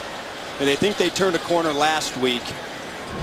But so far against the top rushing attack in football have just stopped them. Yeah, last week Le'Veon Bell wound up finishing with just 53 yards. Grant back deep to receive, has it at the 23, open field to the near side.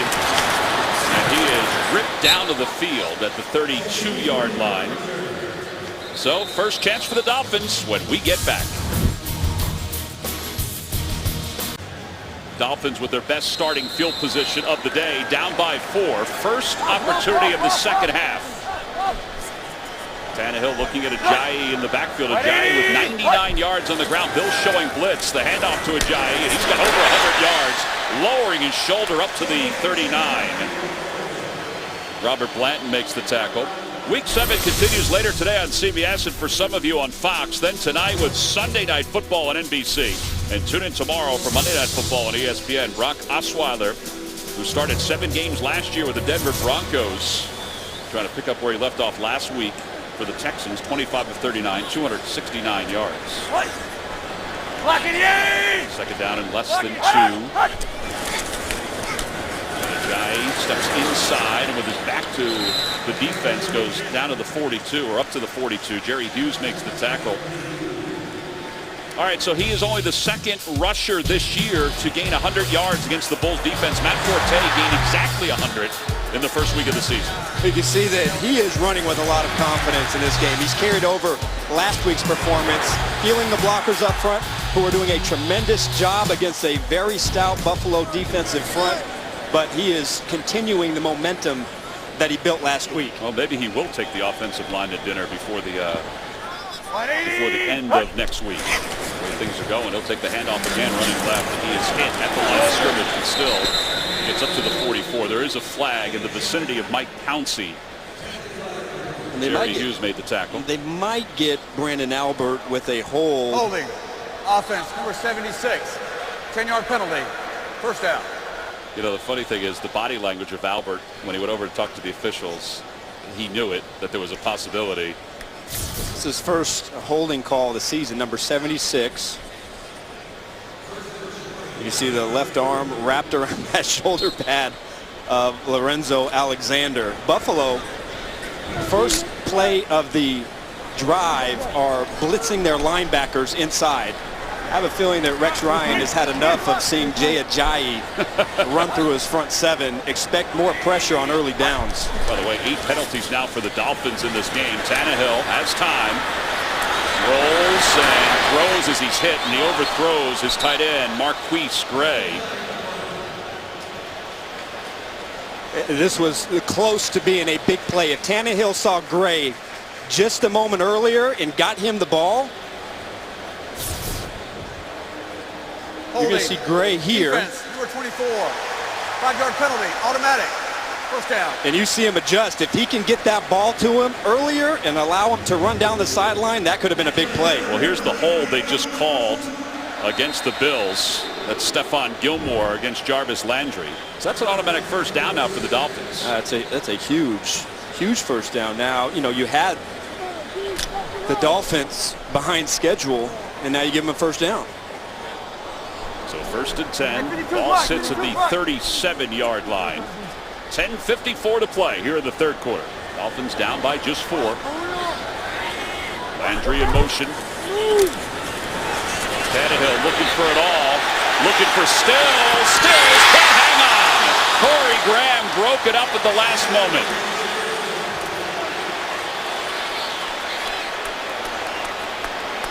You get the feeling that if Tannehill had let him just a tad more.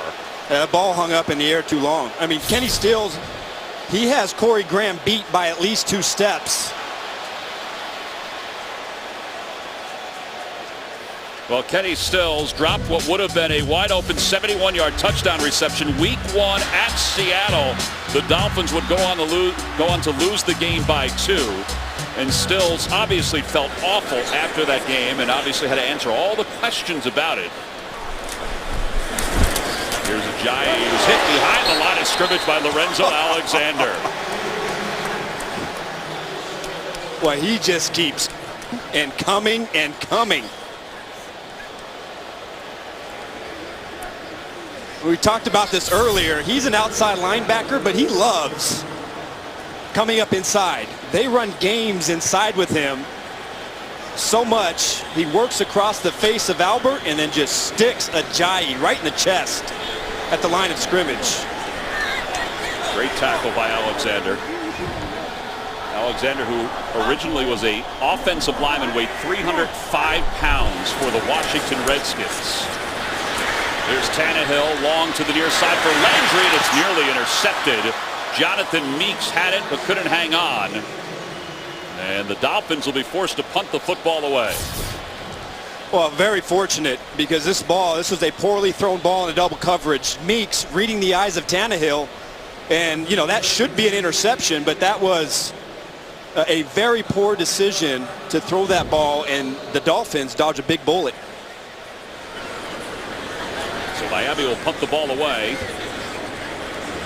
Brandon Tate back deep to receive for the Bills. Dar had one punt blocked earlier. Tate will catch it and go out of bounds at the 23-yard line. Well, Stills was open. The ball was underthrown. He couldn't hang on. And then how about Lorenzo Alexander? Hello, Jay Ajayi. 10-6, Buffalo on top. NFL on CBS is sponsored by Southwest. Yes to low fares with nothing to hide. That's transparency. Charles Schwab. And by Toyota. Let's go places.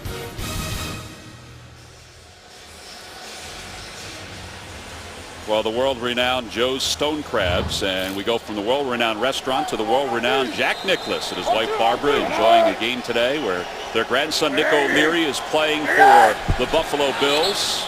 We've got movement by the Miami Dolphins as the play is blown dead.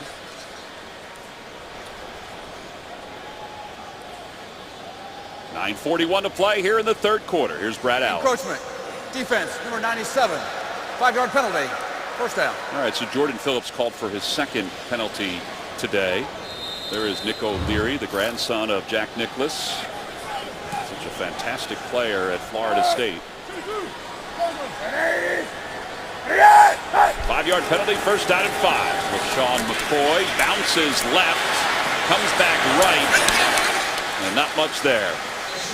Mario Williams makes the tackle.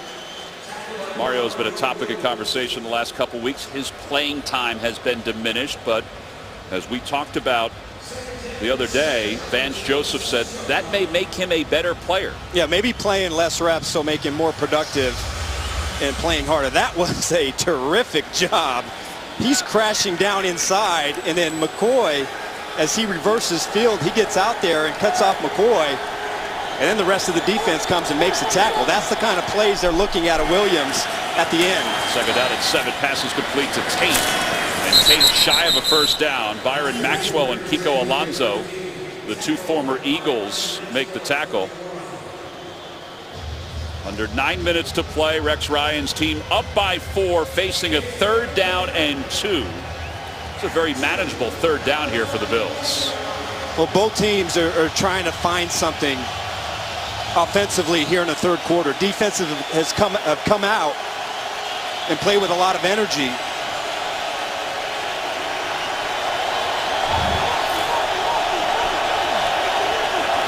Third down and 3 yards or less. 0 for 1 today. Tyrod Taylor can run if he gets in trouble. He's elusive. Not elusive enough. Wrapped up and taken down by Jason Jones. That's a good job by the Dolphins defense. This is exactly how you have to play Taylor. And Ndamukong Suh blows it up. And Taylor is so good at avoiding the first rusher. But now, as he escapes, you got to run out of it. And you have to cut him off to the sideline. That is a perfect job outside by Jones to get Taylor on the ground. This will be a tough one for Grant, who fields it at the 30. Is punched back by Lorenzo Alexander. And then it's out of bounds. So the Dolphins down by just 4. The defense has done its job on 2 series here in the second half. All right, the Dolphins defense has given the offense another opportunity. Down by just 4. They'll start this drive from the 32. Sam Young has checked in as an eligible lineman. It'll be first down from the 32. And Jai, who has 108 yards on the ground, only the second runner to gain 100 yards or more against the Bills defense this year. The first one was Matt Forte in week 2. Off the play fake, Tannehill, he's in trouble, and he is sacked at the 26-yard line. Lorenzo Alexander. The 9th sack of the year for Lorenzo Alexander. Bills overloading this right side, bringing Zach Brown and then Alexander. He just beats Dominic Jones to the corner around the edge. The defense has come out in attack mode. First down, both series. Rex Ryan is dialing up the blitz, and they're overloading the left side of the Miami offensive line to try and get him out and away from Tunsil and Albert. He has a sack in 7 consecutive games. Kyle Williams slows Ajayi, and then Corey Graham is there to wrap him up with Alexander. Lorenzo Alexander is the first football player since Jared Allen to have a 7-game sack streak, and it's come out of nowhere. Third down, Shaq Lawson checks in. He's at the right side of the defensive line. Tannehill drops back to pass, steps up in the pocket, runs away, and flags come in, and he is taken down at the 31 by Kyle Williams.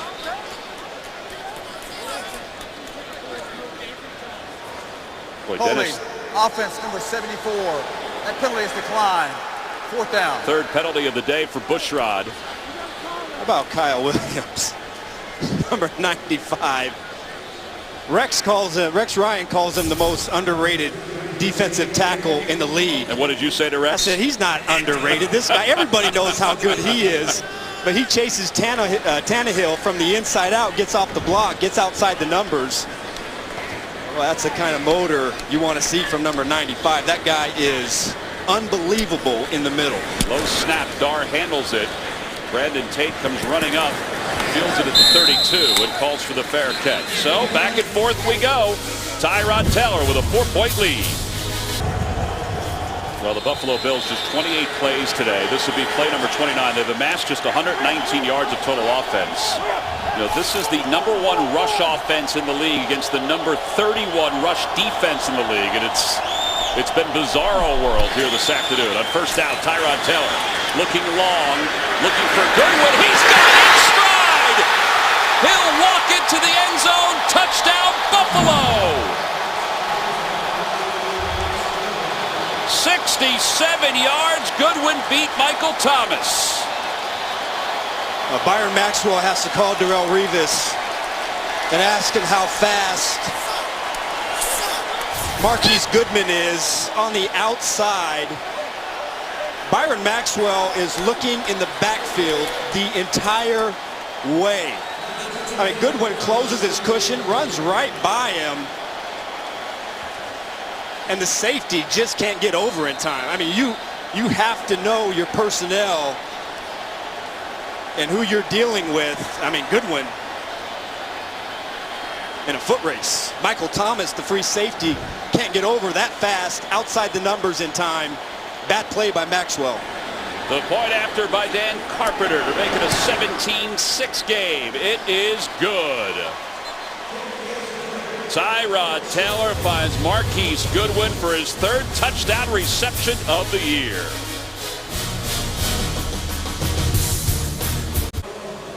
With NFL Game Pass, replay the games you missed with condensed games in 45 minutes or the full broadcast versions. Get the new midseason offer today at NFL.com/Game Pass.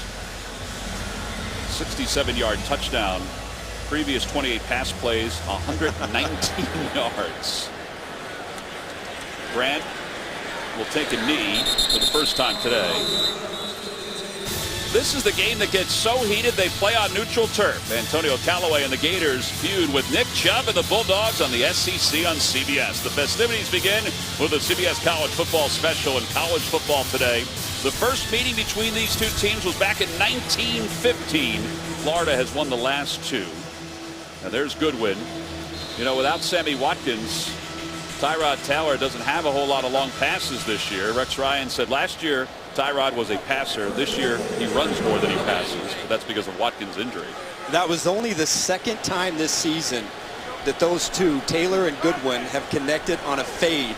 The first one was against the Jets for a touchdown, and then they just hit the Dolphins right there. All right, so now down by 11. The Dolphins go to work with Ajayi. He's over 100 yards rushing, and it adds to that total with nearly a 10-yard gain here.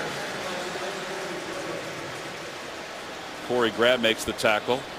Well, you look at Ajayi's numbers at him, 121 yards, but they're still losing 17-6. It goes back to red zone execution. It goes to a few things. It goes to complementary football. Special teams have been huge. And the Bills have won the most important part of the field, the red zone. It comes down to points.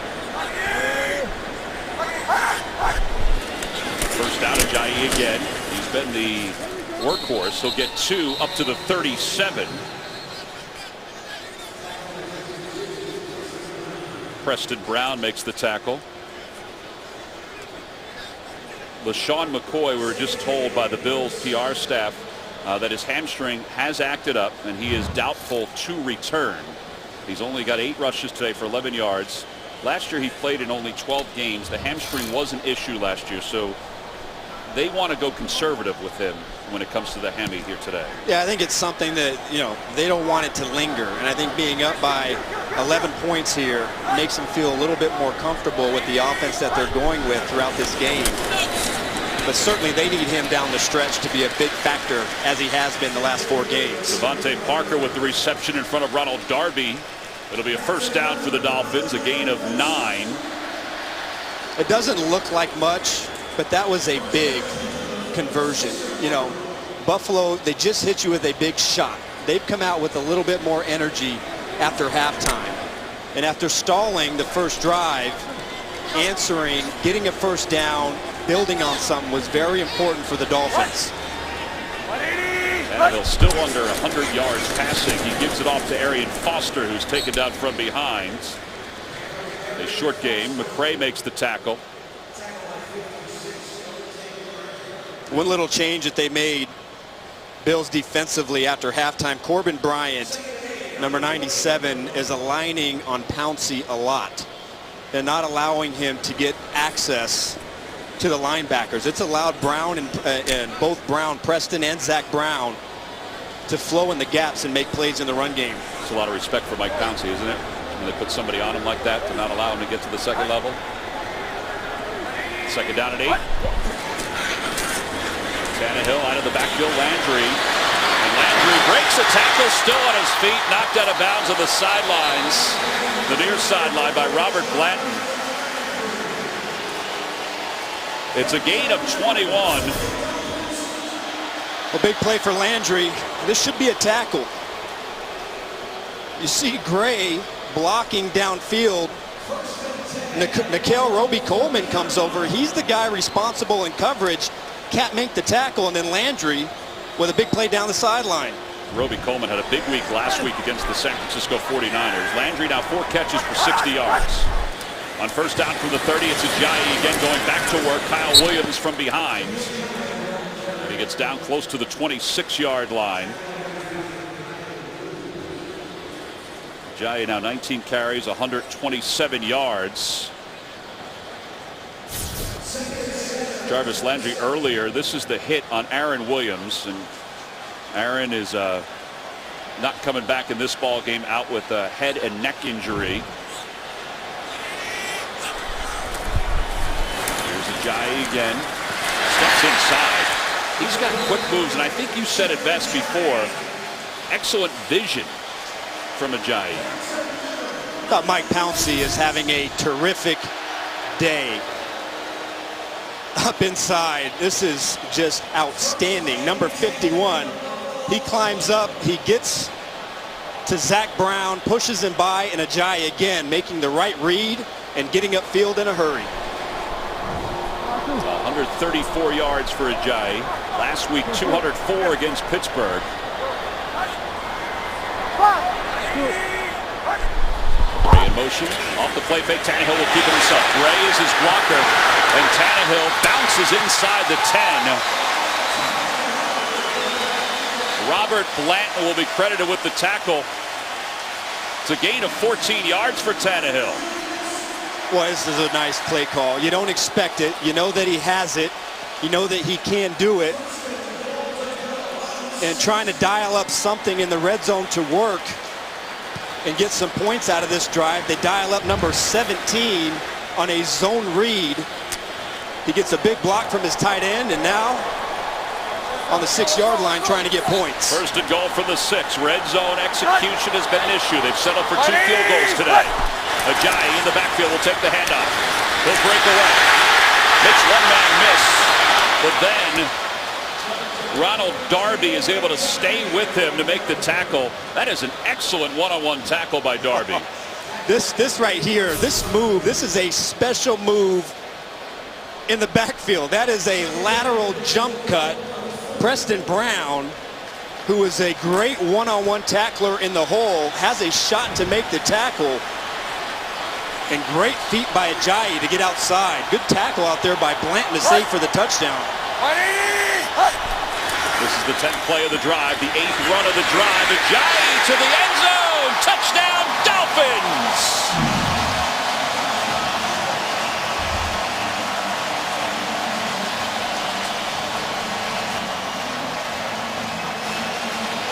It's a 4-yard run for Ajayi. It's his 5th touchdown of the year. And they're going to keep the offense on the field to go for 2. 18 seconds to play here in the 3rd quarter. The inside triangle between Tunsil, Pouncey, and Bushrod just mashed the Buffalo front. All right, so they go for 2 here because if they don't make it, they have to score a touchdown. But if they do make it, it's only a field goal that they're within reach. We're at the end of the 3rd quarter. This is kind of the territory to do it. The rule of thumb by the book is you don't go for 2 points until the 4th quarter. Unless you have a hunch and you like your matchups, why not? So maybe Adam Gase has a hunch as Jarvis Landry is in motion. Off the play fake. Tannehill lofts it. Landry has it. He's into the end zone. The two-point conversion is good. The hunch was good. It's a three-point game.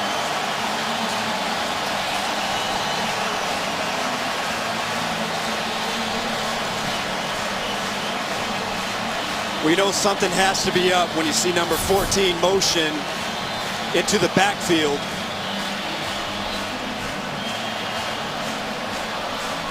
Everything worked well for the Dolphins on this drive. Ajayi working his magic again. The two-point conversion makes it a three-point game. Rex Ryan discussing some things on the sidelines after a 10-play drive by the Dolphins. It pulled them within 3 as they converted the two-point conversion on a pass play to Jarvis Landry. Ajayi today 22 carries for 140 yards. They ran the ball 8 times on that 10-play drive.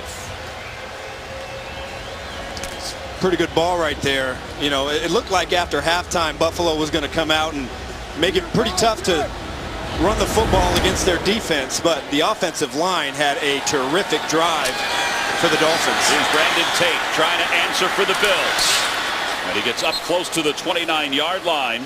Special teams tackle was made by Michael Thomas. So let's see if the Bills can answer after the 25-yard return. Tyrod Taylor, 10 of 14 today, 167 yards. I like what Rex Ryan said about their passing game. He said, you know, we know it's not going to be fancy, but we want it to be efficient. When we throw the ball, we have to be able to make it count. And so far, that's what we've seen from Taylor. Gillislee is in the backfield. LaShawn McCoy is done for the day with a hamstring injury. And Gillislee, the former Dolphin, across the 40, up close to midfield. Caduce makes the tackle, and that'll be the final play of the third quarter after a 20-yard gain. It's 17-14 Dolphins because Tannehill finds Landry on a two-point conversion to make it a three-point game. We'll return to Miami after this message from your local station. You're watching the NFL on CBS. Well, it's been a rather entertaining ball game. It's had some flaws to it as well, but we've got a three-point game as we begin the fourth quarter. The Bills with the ball from the 49-yard line after Gillislee's 20-yard run at the end of the third quarter. Gillislee in for the injured LaShawn McCoy. Tyrod Taylor's pass to the outside to Goodwin is complete for 9 yards. Well, most games decided by 7 points or less. 2016, there have been 50 so far. And entering week 7, that matches 1999, last time it's happened this many times. Partner, I think we've been part of a lot of those too. We sure have. Both offenses here have come alive a little bit at the end of the third quarter. Second down and 1.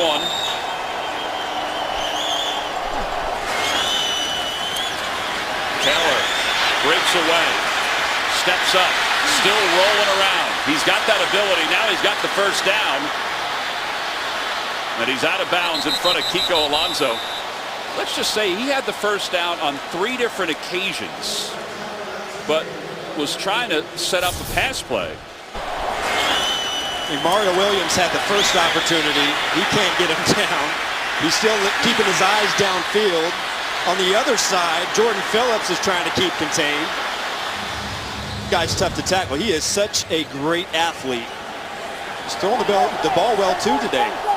Averaging 5.8 yards per carry coming into this game. On first down, Gillislee. Gillislee to the 33. Tyrod Taylor signed that extension during this offseason, and he knows how to run an offense, Adam. There's no question about that. Yeah, you know, the word is, you know, defenses say they want to make him play within the pocket and use his size against them because they want to make him play traditional quarterback. I think he's shown that he's been able to do that today. They went to their quick passing game early in the game, and you see if you give him an opportunity to throw the ball down the field, he can hit it with deadly accuracy.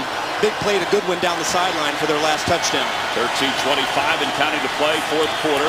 Up by 3. Taylor lofts it toward the end zone for Hunter, and Hunter is not able to lasso it. Tony Lippett was in on the coverage. Justin Hunter, who was released by the Titans earlier this year, signed by the Dolphins, released by them, picked up by the Bills. See a lot of body contact right there, but Lippett eyes going for the football. In no way restricted his arms. Good coverage down the field. Reggie Bush checks in. Tate's trying to get off the field. 2 for 7 today on third downs. Play clock is down to 5. It's at 1. He just gets it off. Taylor's in trouble, and he is down. And Ndamukong Suh.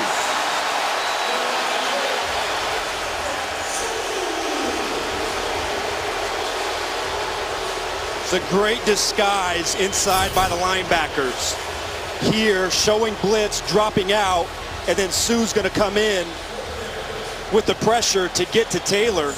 But he wants to throw this ball quickly. Zone dropping in the window. He has to pull it down, and there's Ndamukong Suh inside to get the big sack. Suh had to answer all those questions this week about the play against Ben Roethlisberger last week where he was alleged to kick Roethlisberger. He wasn't fined. And now Jarvis Landry back deep to receive. Flags come in as the play clock was winding down. And Schmidt did not get it off. Delay game. Offense. 5-yard penalty. 4th down. I don't think it's the worst thing in the world for the Bills to push back 5 yards. There is Suh.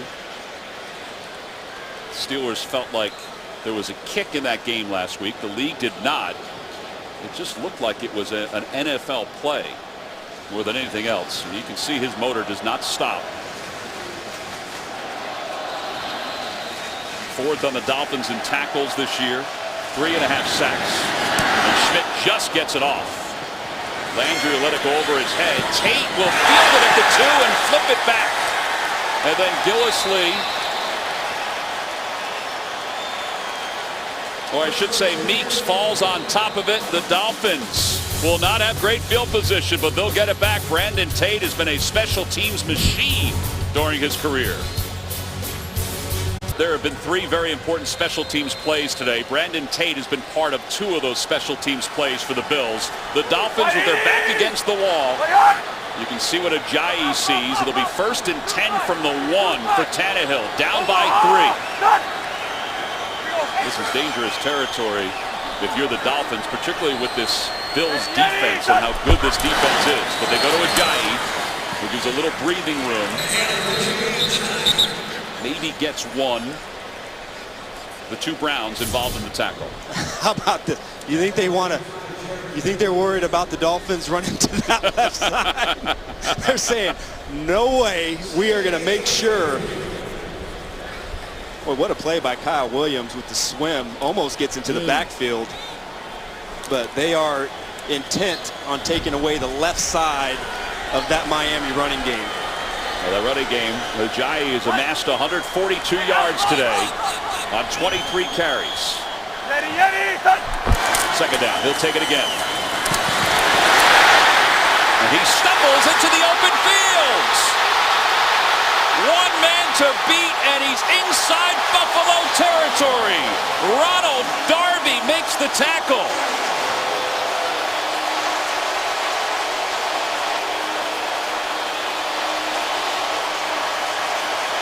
Boy, how big is this run? Jermon Bushrod, the right guard, is what made this happen. He's going to chip here and then climb up to the linebacker.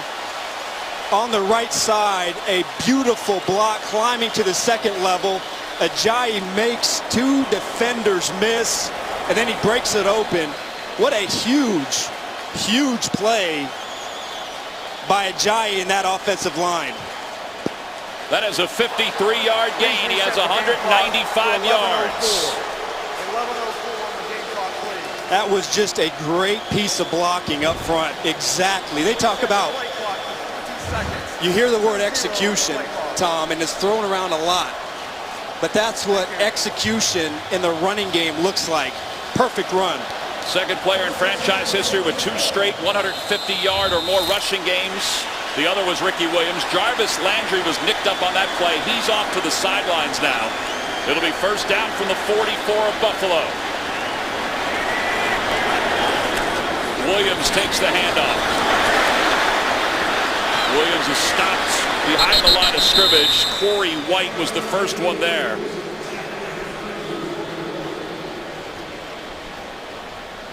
It'll be second down.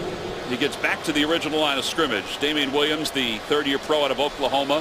Ajayi will continue to catch his breath. Arian Foster will check into the ball game. Look at those numbers. Look at the average per carry. That's a pretty good 2-week stretch, and I don't think the story of the starting 5 offensive line has been overstated based on the last 2 weeks. They have been fantastic, this offensive line, on second down. Arian Foster out of the backfield, stiff arm out of bounds at the 40. Blanton in on the tackle. It'll be 6 yards shy of a first down with 10:03 to play here in the fourth quarter. A smart play by Tannehill. He knows Arian Foster has a free release. There's a free rusher in Tannehill's face, but he hits the hot route. Foster out of the backfield to put him in a third and medium situation. All right, so third down and 6. They're 3 of 9 today on third down opportunities. They are not within Franks' field goal range. Play clock is down to 5. Bills showing blitz. Tannehill middle of the field, in and out of the hands of Arian Foster. He had it for a first down. Jerry Hughes was trailing. What do you do if you're the Dolphins? Do you just punt it away here? Boy, you got to have this. This is a pressure. Foster beats his man to the inside, and it hits him right in the hands. You know, Foster's been one of the best third down receiving backs over the last 5 years of his career, but in a crucial must-get situation, he drops the ball. Well, and I think you have to punt it here on fourth down and 6. Tate back deep to receive. So they flip the field at least if you're the Dolphins. But after that run by Ajayi of 53 yards, you wanted a little bit more. This ball's going to float over the head of Tate and bounce into the end zone.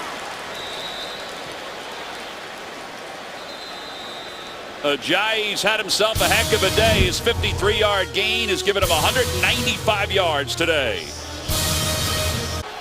Well, there is the great Don Shula and the 1972 perfect season team. They were honored last week before the game against the Pittsburgh Steelers. In fact, you remember in 2013, President Obama brought them to the White House because they had never gone to the White House to celebrate their Super Bowl championship in '72. Here's a direct snap to Gillislee. Gillislee trying to stiff arm Mario Williams. He cannot. Williams takes him down. His snap count has increased in the second half, and he has been effective. Bills going tackle over on the right side of their offensive line. Mario Williams and Ndamukong Suh completely blow it up. Gillislee is lucky that he was able to get that snap. That could have been a disaster. But we've seen Mario Williams show up today in a big way, and that's what they expected when we talked to the coaching staff yesterday. Yeah, they ran that in practice on Friday. They ran the direct snap. Second down and 20. Taylor chased by Suh. And out of bounds at the 15. A gain of about 5. This is a big drive for Buffalo. You know, Miami got a little shot in the arm with a big run by Ajayi. Defense stepped up and forced the punt. But the Buffalo offense, facing 3rd and 15 from their own 15-yard line, has to try and find a way to keep this drive going. Remember, LaShawn McCoy is out with a hamstring injury. That's why Gillislee has been in there. Play clock is down to 7. The decibel level is through the roof. On third down, Taylor rolling the pocket. Williams has him. He just throws it up and throws it out of bounds. And Taylor is nailed by Mario Williams.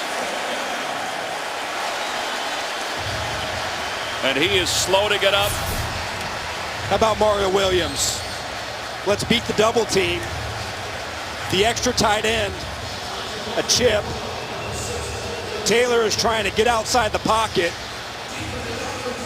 and he hits him just as he's throwing the ball. Another big play, big pressure by Williams, this time from the right side instead of his usual left.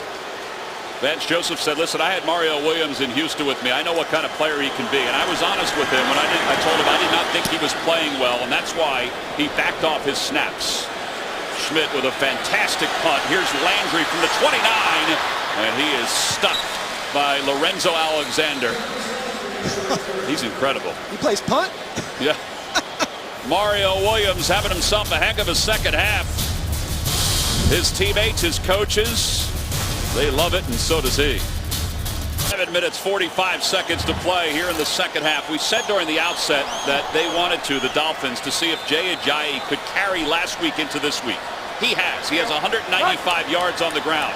It's first down from the 36. He'll take the handoff. Not much there. Flags come in, and he'll dive forward to the line of scrimmage. Zach Brown makes the tackle. You know, we said during the outset, would Ajayi be able to do what he did last week? Would the Bills be able to do what they've done? They've won 4 straight. Personal foul. Rest in the face mask. Defense. 15-yard penalty. Automatic. First down.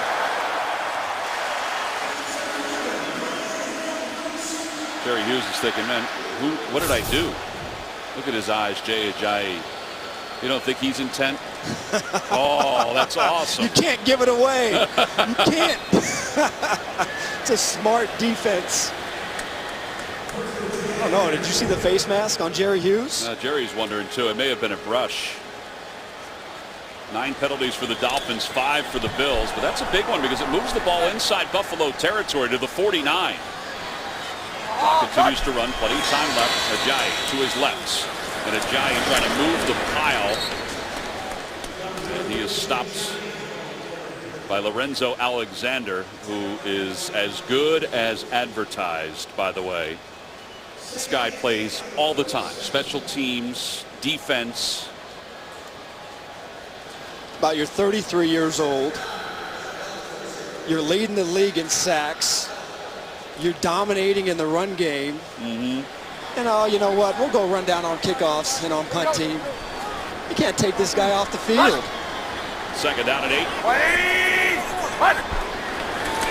It's Ajayi again, and he is stopped right at the line of scrimmage. Zach Brown slowed him. He did go forward to the 46. It'll be third down. It's a pretty, would you say, pretty conservative start to the series. Pretty conservative, yep. You know, I mean, they've had success running the football, so you can't blame them. But they've had a lot of first down runs in this game.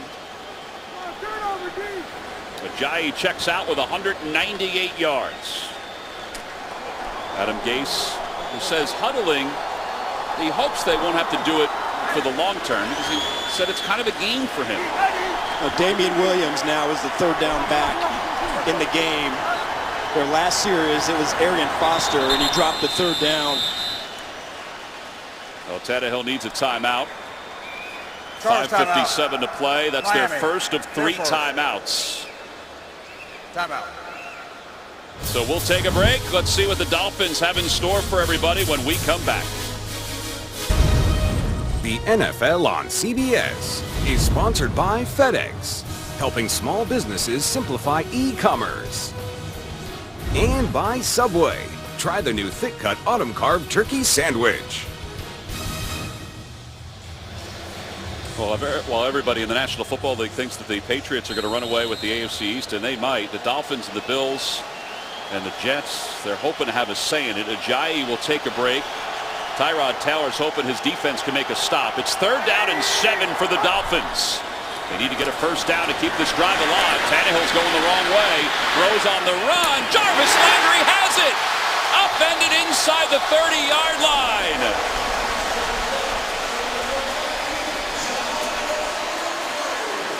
18-yard pass play. Boy, what a play by Ryan Tannehill. He gets flushed out of the pocket. A little hold right there by Roby Coleman, but then Landry is working to his right with this quarterback, and a big-time throw, big-time play by Tannehill to pick up a huge first down. From the 28-yard line, Landry's in motion. Ajayi back in. He'll take the handoff, running right. He's in for 200 yards again. Inside the 15. Corey Graham takes him down.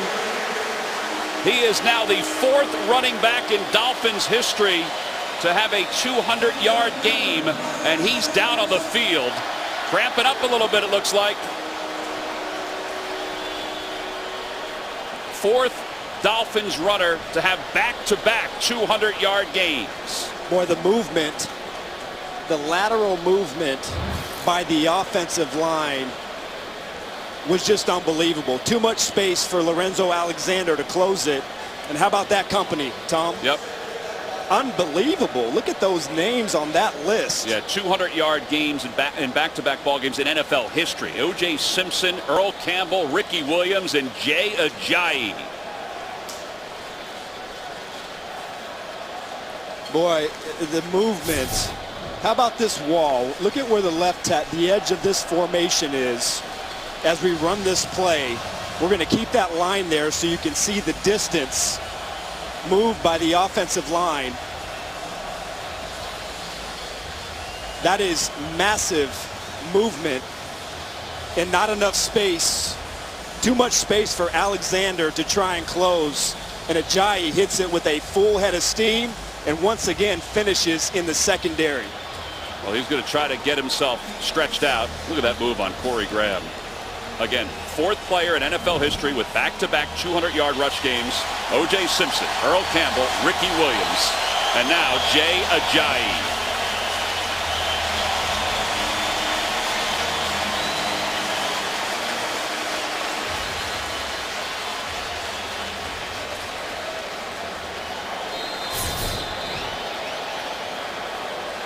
They try to stretch it out. Got a little bit of pain in that face. Tells a little bit of the story, huh? On first down for the 14, Williams. Down to the 12, Alexander with the tackle. Under 5 minutes to play. It really comes down to this. It comes down to red zone offense versus red zone defense, and that's kind of been the story of this game. The Bills have owned it,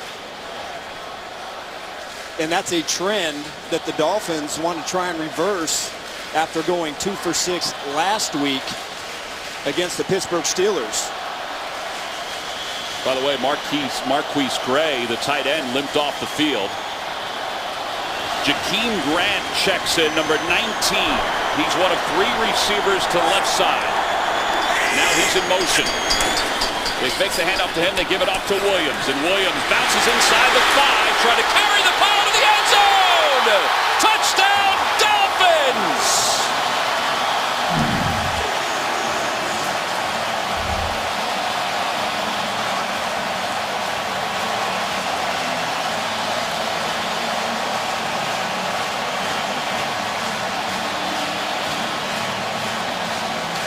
Seven plays, 64 yards.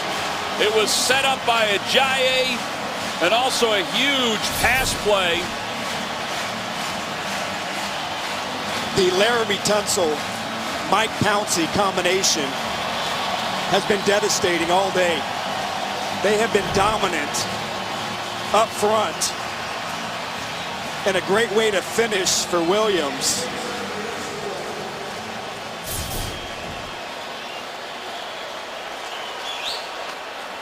Well, every scoring play is reviewed. They're going to review this one to make sure Williams' knee was not down before he crossed the plane of the goal line. It's tough to tell there. It looks like he crossed without any problems. What a run.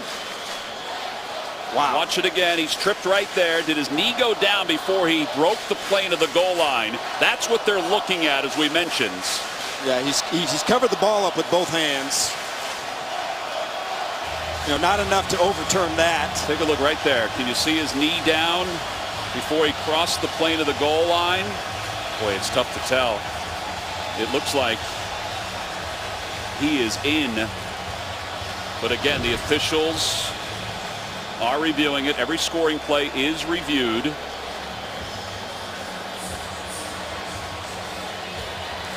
.356 to play here in the fourth quarter. They say it is a touchdown, so now the point after. And it's a big point after to stretch this from a 3-point lead to a 4-point lead.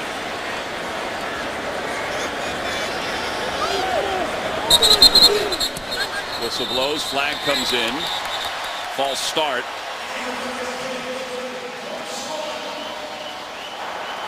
Prior to the kick, False start. Offense. It's a 5-yard penalty. Who will re-kick? Well, again, this is a big extra point here. I mean, it's a 3-point game. The extra point means that you need to have a touchdown if you're the Bills to retake the lead. And they've had some blocks. Yeah, Franks has had a couple of field goals blocked. He was 13 for 13 on point afters coming in, but this turns out to be a 38-yard extra point.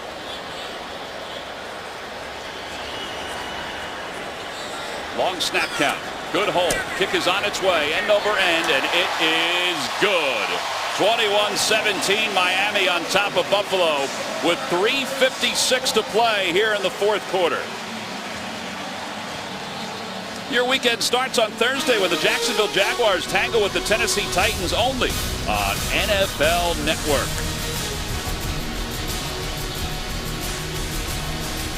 AFC South matchup. Tyrod Taylor down by 4 without LaShawn McCoy, who's out with a hamstring injury that he sustained on Wednesday. Treatment got him into the starting lineup today, but a little bit of a twinge, and Taylor's had to play most of the second half without him.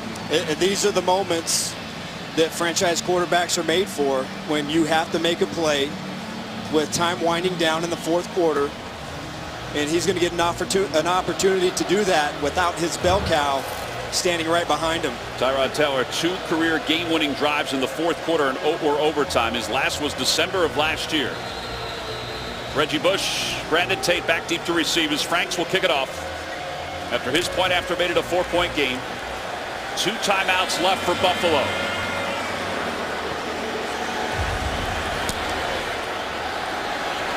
Tate backpedaling, will just take a knee. You know, we've talked about Ajayi and how well he's run here today, but Damian Williams, this was one of the best runs of the day. And this is a great piece of work. Again, a double team working up to the next level between Pouncey and Tunsil. You see Tunsil come off at the last moment. The broken tackle inside by Williams, running through it and then finishing with power for the go-ahead touchdown. This offensive line is the real deal and have come to play. Under 4 minutes to play, fourth quarter. The Bills down by 4. Taylor under pressure. Sue's got him. His pass is incomplete. And Ndamukong Suh once again found his way into the backfield. Seen a lot of pressure here in the fourth quarter and the third quarter for the Miami Dolphins. Mario Williams and Ndamukong Suh, Jason Jones, they've come to play, and that's one thing they said that this defense hasn't had a chance to do. Play with the lead and with the low amount of plays in the game, and they want to see what that front four can do. Well, they're getting a great performance so far in the second half. Gillislee in the backfield, off the play fake. Taylor under pressure again, breaks away from Wake, sets up and lofts it to the far side. He just throws it away. Cameron Wake and Ndamukong Suh were both in the backfield again. Well, Taylor, he's not getting a chance to set up and throw the ball with timing. He has to get in the pocket and evade some sort of pressure, and by that time the route has broken down. There's no time up front. So now it's 3rd down and 10. He needs to get to the 35-yard line for a first down. Hard Rock Stadium is rocking right now. And a timeout called by Miami. Charge timeout. Miami, their second. It will be 30 seconds. Kiko Alonso over talking to Vance Joseph, the defensive coordinator for the Dolphins. It looked like it was a personnel issue more than anything else. You know, I thought it was interesting when we talked to Vance Joseph the other day, and he said the Tennessee game was our rock bottom.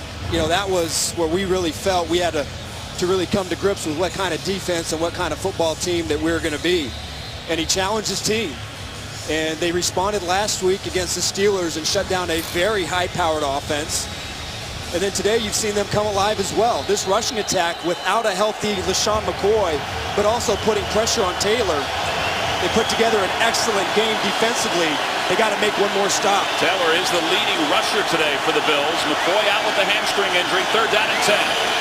Out of the shotgun, pressure's coming, throws far side, has a man. Goodwin leaping attempt, incomplete. Broke it up. Caduce came over and broke it up. It'll be 4th down. And Goodwin is down on the field after that hit.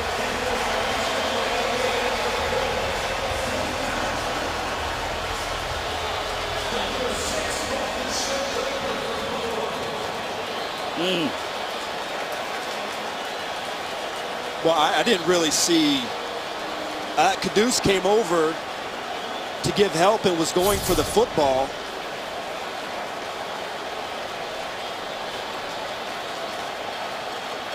I think when he fell to the ground, the helmet hit the ground. Absolutely. Right there. We've already seen the Bills lose Aaron Williams on defense earlier, being checked for head and neck injuries. And now Goodwin. And don't forget, they don't have Robert Woods, who was inactive today. See the Bills players on a knee on the sidelines, hoping that Goodwin, who has that long touchdown reception from earlier in the ball game, hoping that he is okay. The athletic training staff have him up to his feet.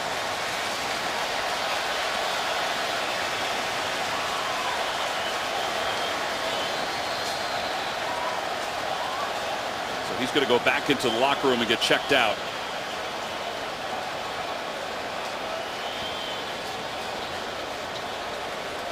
Well, that was a heck of a play by Abdul Caduce to get off of his landmark and make a play on that ball. Well, that is a good sign, though, for Goodwin that he is walking without any issues. And the Bills now will punt the ball away.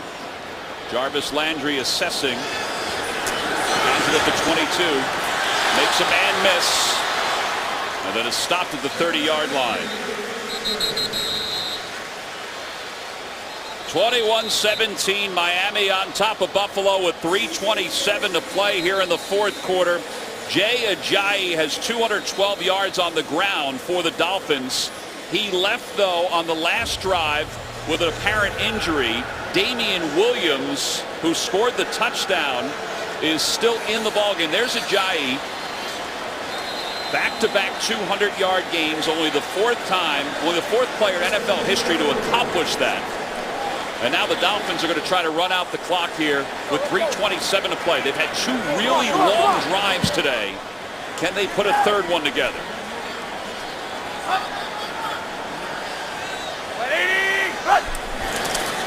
Williams takes the handoff. Not much there. And stopped at the 33-yard line. Coming up next, Tom Brady and the Patriots lock up with Antonio Brown and the Steelers in a highlight reel waiting to happen right here on CBS Sports. Landry Jones, who had 2 starts last year for the Steelers, will make the start this year. Brown last week was held to just 39 yards by this Dolphins defense. Ajayi is back in. It'll be 2nd down and 8. And the Dolphins, we talked about them huddling. Here they need to huddle because they need to run some clock. But it certainly has been effective today. What? 180. What? Ajayi to the left side. And he gets up to the 34-yard line. Zach Brown makes the tackle. So a charge timeout to the Bills. So they have 1 timeout left with 2:35 to play and the 2-minute warning. Right. And so now Adam Gase has a choice to make because you have to pick up the 1st down. It's going to be about, what, 3rd and 5 or 6? Looks like 3rd and a little more than 6. They need to get to the 40 for a 1st down. Yeah, so, you know, an incomplete pass gives the Bills an extra timeout. So would you just run the ball here and run some time off?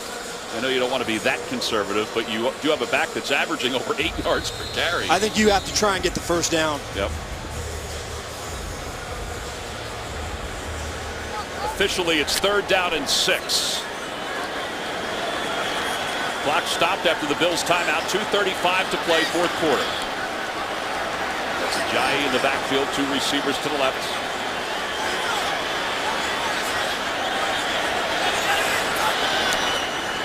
Tannehill looking to throw.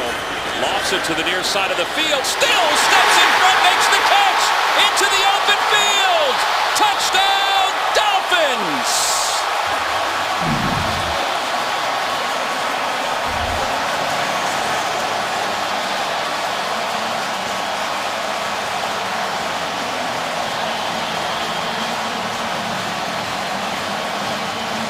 That's a 66-yard smile for Ryan Tannehill to Kenny Stills.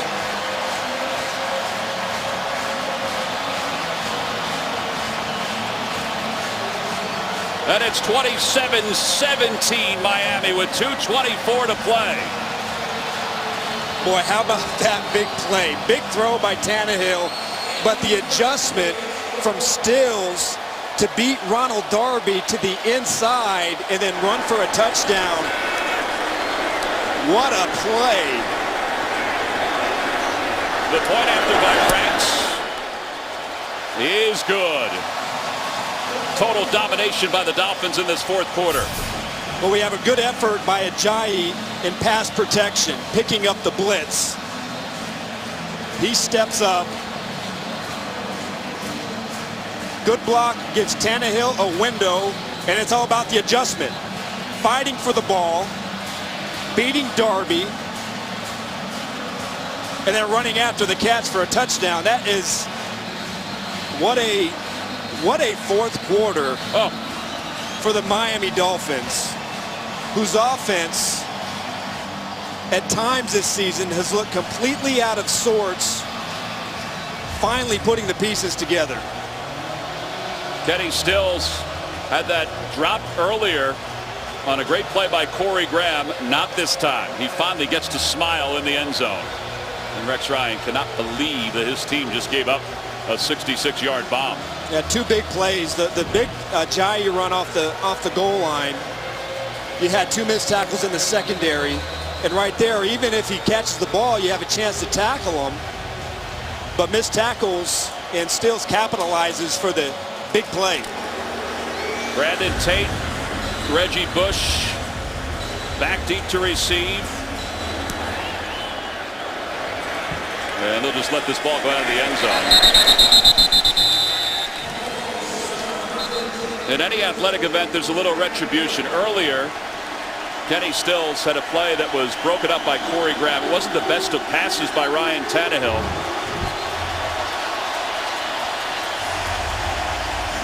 Ajayi with 212 rushing yards today. Dolphins have outscored the Bills 22-7 in this fourth quarter.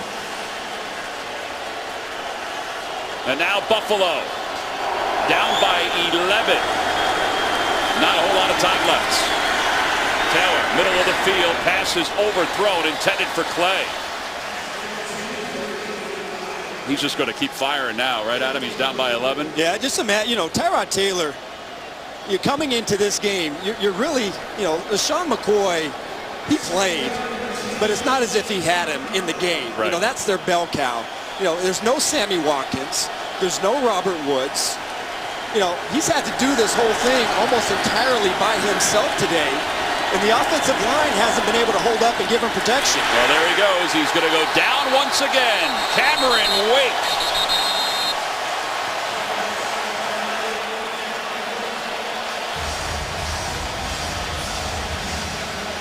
Wake on one side, Andre Branch on the other side, the former Jacksonville Jaguar, coming off both edges. This is 2-minute warning. That is the fourth sack of the day. We've reached the 2-minute warning with the Dolphins on top by 11. Along with Adam Archuleta and Chris Fisher, I'm Tom McCarthy. The Dolphins lead the Bills here in the fourth quarter, 28-17, trying to end the Bills' 4-game winning streak. That's Gillislee, and Kiko Alonso takes him down. It was a 3rd down and 16. He may have gotten 5 back on that. Gillislee playing for the injured LaShawn McCoy with 1:45 to play. There's McCoy he left, it was 17-6 Buffalo. And now the Dolphins have the lead in total yards this quarter. Buffalo 6, Miami 178. Taunting, number 41, defense. 15-yard penalty, automatic. First down. Jay Ajayi has 214 yards. By the way, Byron Maxwell was just penalized for taunting. Probably not the smartest move on his part. Looking at 4th and 10. Right. With your front four just going off, teeing off on Tyrod Taylor. Yeah, let them just keep teeing off. And you give them a free first down. From the 39.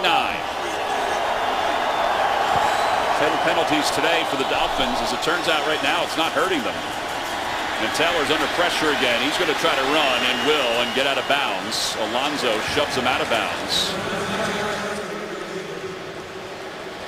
And some pushing on the sidelines after Tyrod Taylor went out of bounds.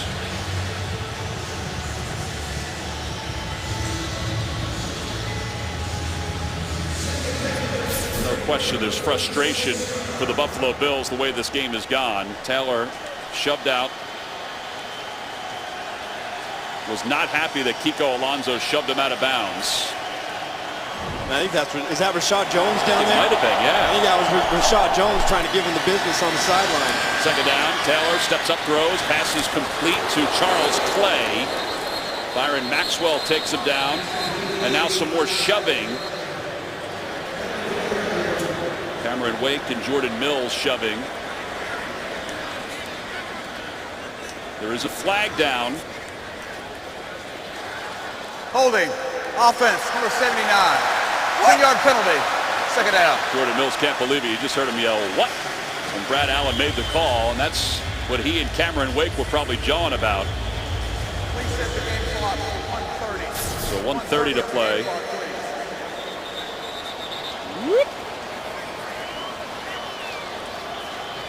Nice catch by Charles Clay, too, and it's negated. And there's just not enough time for the Dolphins or for the Bills. With 1:30 to play here in the fourth quarter, Reggie Bush checks in on second down and 13.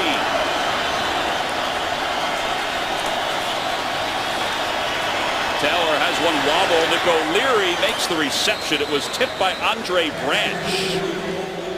Boy, they're all in the backfield. I mean, they are just blowing up this offensive line here today.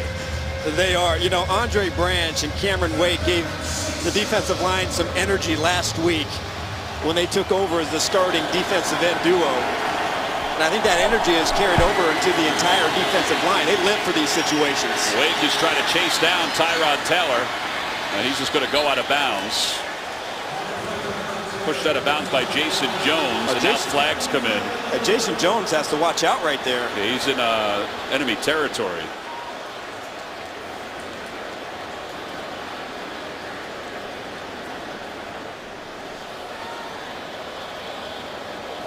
Well, this is going to wind up giving the Bills a first down again. After the play was over, personal foul, unnecessary roughness, number 98, defense. 15-yard penalty, automatic. First down. In all honesty, this game should be over for the Dolphins if not for the two penalties. Yeah, Jones has to know better. I mean, he doesn't push. Oh, see, he gives them the extra push at the end. Right. Well, it'll lose the football to the 40. That's two bonehead penalties. I know you have an 11-point lead, but you know anything can happen in these games, and you have a chance to close it out. Again, you have a chance to be 4th and 10, 3rd and long, and you give them easy first downs. Not a good way to end the game. Under a minute to play. Here's Taylor, steps up again, fires left side, and his pass is complete to Walter Powell. And he's out of bounds with 51 seconds to play. Well, we mentioned during the outset, whose stretch would continue today? Would it be the Dolphins after their domination last week on the ground with over 200 yards for Ajayi? As it turns out, yes, for Adam Gase's team. And it will stop Rex Ryan's 4-game winning streak for the Buffalo Bills. We'll play most of the second half without LaShawn McCoy. We're going for the end zone, and Tyrod Taylor overthrows Walter Powell. Second down and 10. Well, I think there's one thing that there's no doubt the fact that the Bills came in here with a sense of who they were and who they wanted to be, at least offensively. And you could see they were not themselves today. They just didn't have not only the commitment to the run, but the horsepower up front because of the LaShawn McCoy injury. And they put the game on Taylor and their defense to try and win it. But this is not typical and not the type of football they want to play. Obviously, McCoy's injury a huge factor in their offense. Bills 5-1 the last 6 against the Dolphins. The Dolphins looking to end that here today. And Taylor is hit as he throws, incomplete. And Ndamukong Suh, Jordan Phillips, all in the backfield as that pass was thrown. It'll be third down. They're getting pressure off the edge. They're getting pressure inside. And they're coming from everywhere as Taylor tries to stay in the pocket and throw the ball downfield. You know, they talked a lot about last week and the number of plays the offense had, how that really kept the defense fresh. It's the same scenario today. 67 plays offensively for the Dolphins, 50 for the Bills. So the Dolphins defense has been on the field. This is the 51st play of the day. Taylor, middle of the field toward the end zone, caught by Tate at the 2.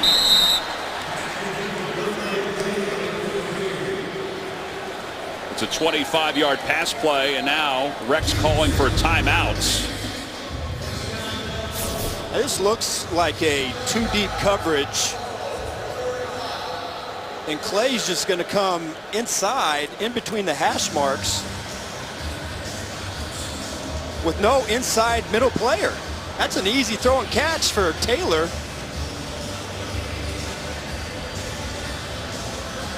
Excuse me, Brandon Tate. That's an easy catch for Brandon Tate in the middle of the hash marks. So 30 seconds left. And the Bills have used their final timeout. Tyrod Taylor, 14 of 26, 221 yards.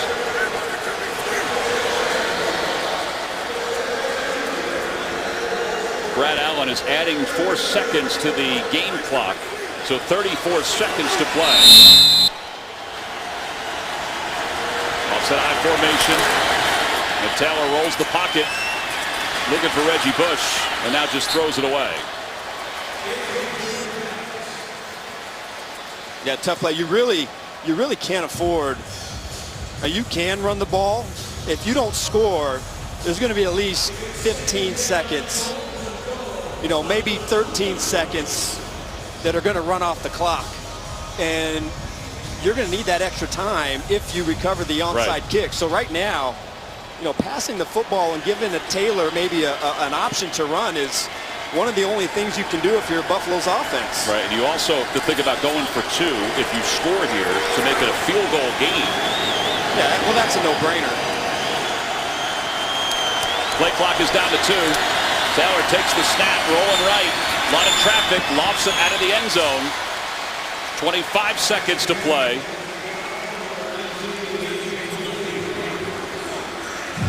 Darren Rizzi, the special teams coach for the Dolphins. He is red hot on the sidelines. I've known Darren for a long time. He's been down here in Miami for a long time.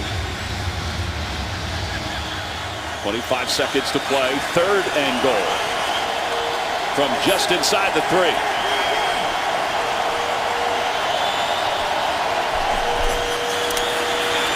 Taylor rolling the pocket again, throws to the end zone, and it's knocked incomplete by Maxwell. Justin Hunter was the intended receiver. Yeah, I think they're going to say that Maxwell grabbed him. It's going to be tight. Anytime you're in the tight red area. Holding. Defense, number 41. Half the distance to the goal, automatic. First down. There's a lot of hand fighting, but you see the right arm there. Yeah, and he grabs the jersey and the shoulder pads. He was in great shape. He had him pinned to the sideline.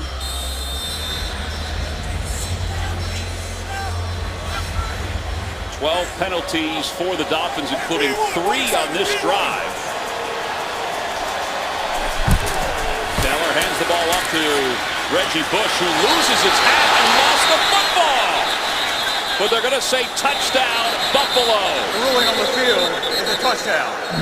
And now we've got some pushing and shoving going on, some heavy pushing and shoving going on after the play, and flags come flying from everywhere. And Reggie Bush's helmet has been tossed to the 25-yard line.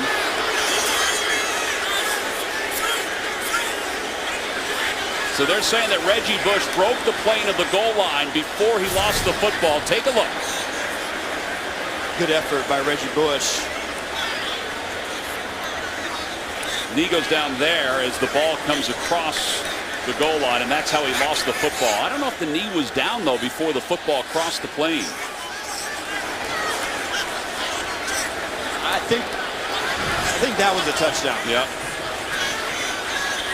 Well, they're talking now about the pushing and shoving that went on after the score. The ruling on the field of a touchdown is under further review. After the play was over, it was a personal foul on the defense and a personal foul on the offense. Those penalties will offset. We will now review the play.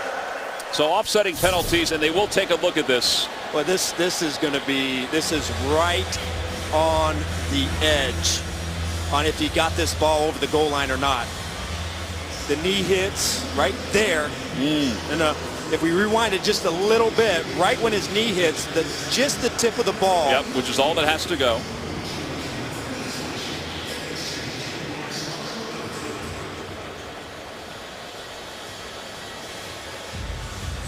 Right there, the knee is down, and the football is already being extended. And Walt Aikens was taking his hat off. So right there, see, the knee is down, and you don't see, the tip of the ball. Here's the goal line. Is that the tip of the football, or is that his elbow? That might not. That might be a matter of millimeters on whether or not that's a touchdown or not. Dolphins fans do not think it's a score. Again, they are reviewing it. They review all touchdowns, all turnovers. The Bills, if this is a score, will go for 2. They've kept the offense on the field.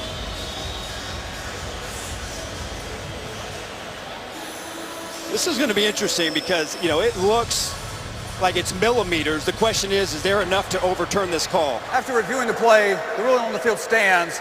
Touchdown. So it stands. We will run the try. The dead ball personal fouls offset. It stands. It's not confirmed, so there was not enough evidence to overturn it. And now the 2-point conversion to make it a field goal game with 14 seconds to play. Reggie Bush remains in. Felton is in as well. They flank Tyrod Taylor. That's play in motion. Taylor looking for Bush. He's got it, and he's got the 2-point conversion. It's a 3-point game with 14 seconds to play. Hey, we talked about it, the 2 unsportsmanlike conduct penalties prior to this last one against the Dolphins. And this game would have been over. Coming up next, Tom Brady and the Patriots lock up with Antonio Brown and the Steelers in a highlight reel waiting to happen right here on CBS Sports. Le'Veon Bell last week, 10 carries, 53 yards for the Steelers. Can he get more today against the New England Patriots?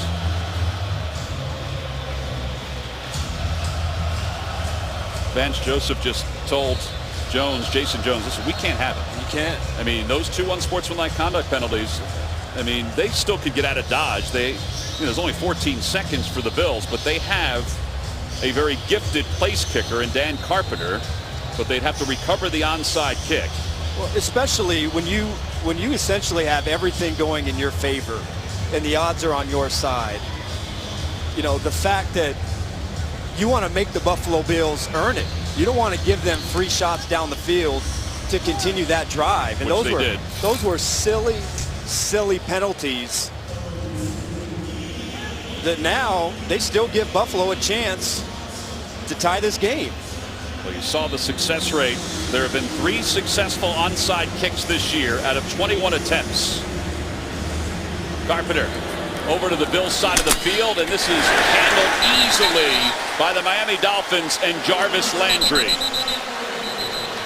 And with 13 seconds left, the Bills have no timeout, so the Dolphins can just take a knee.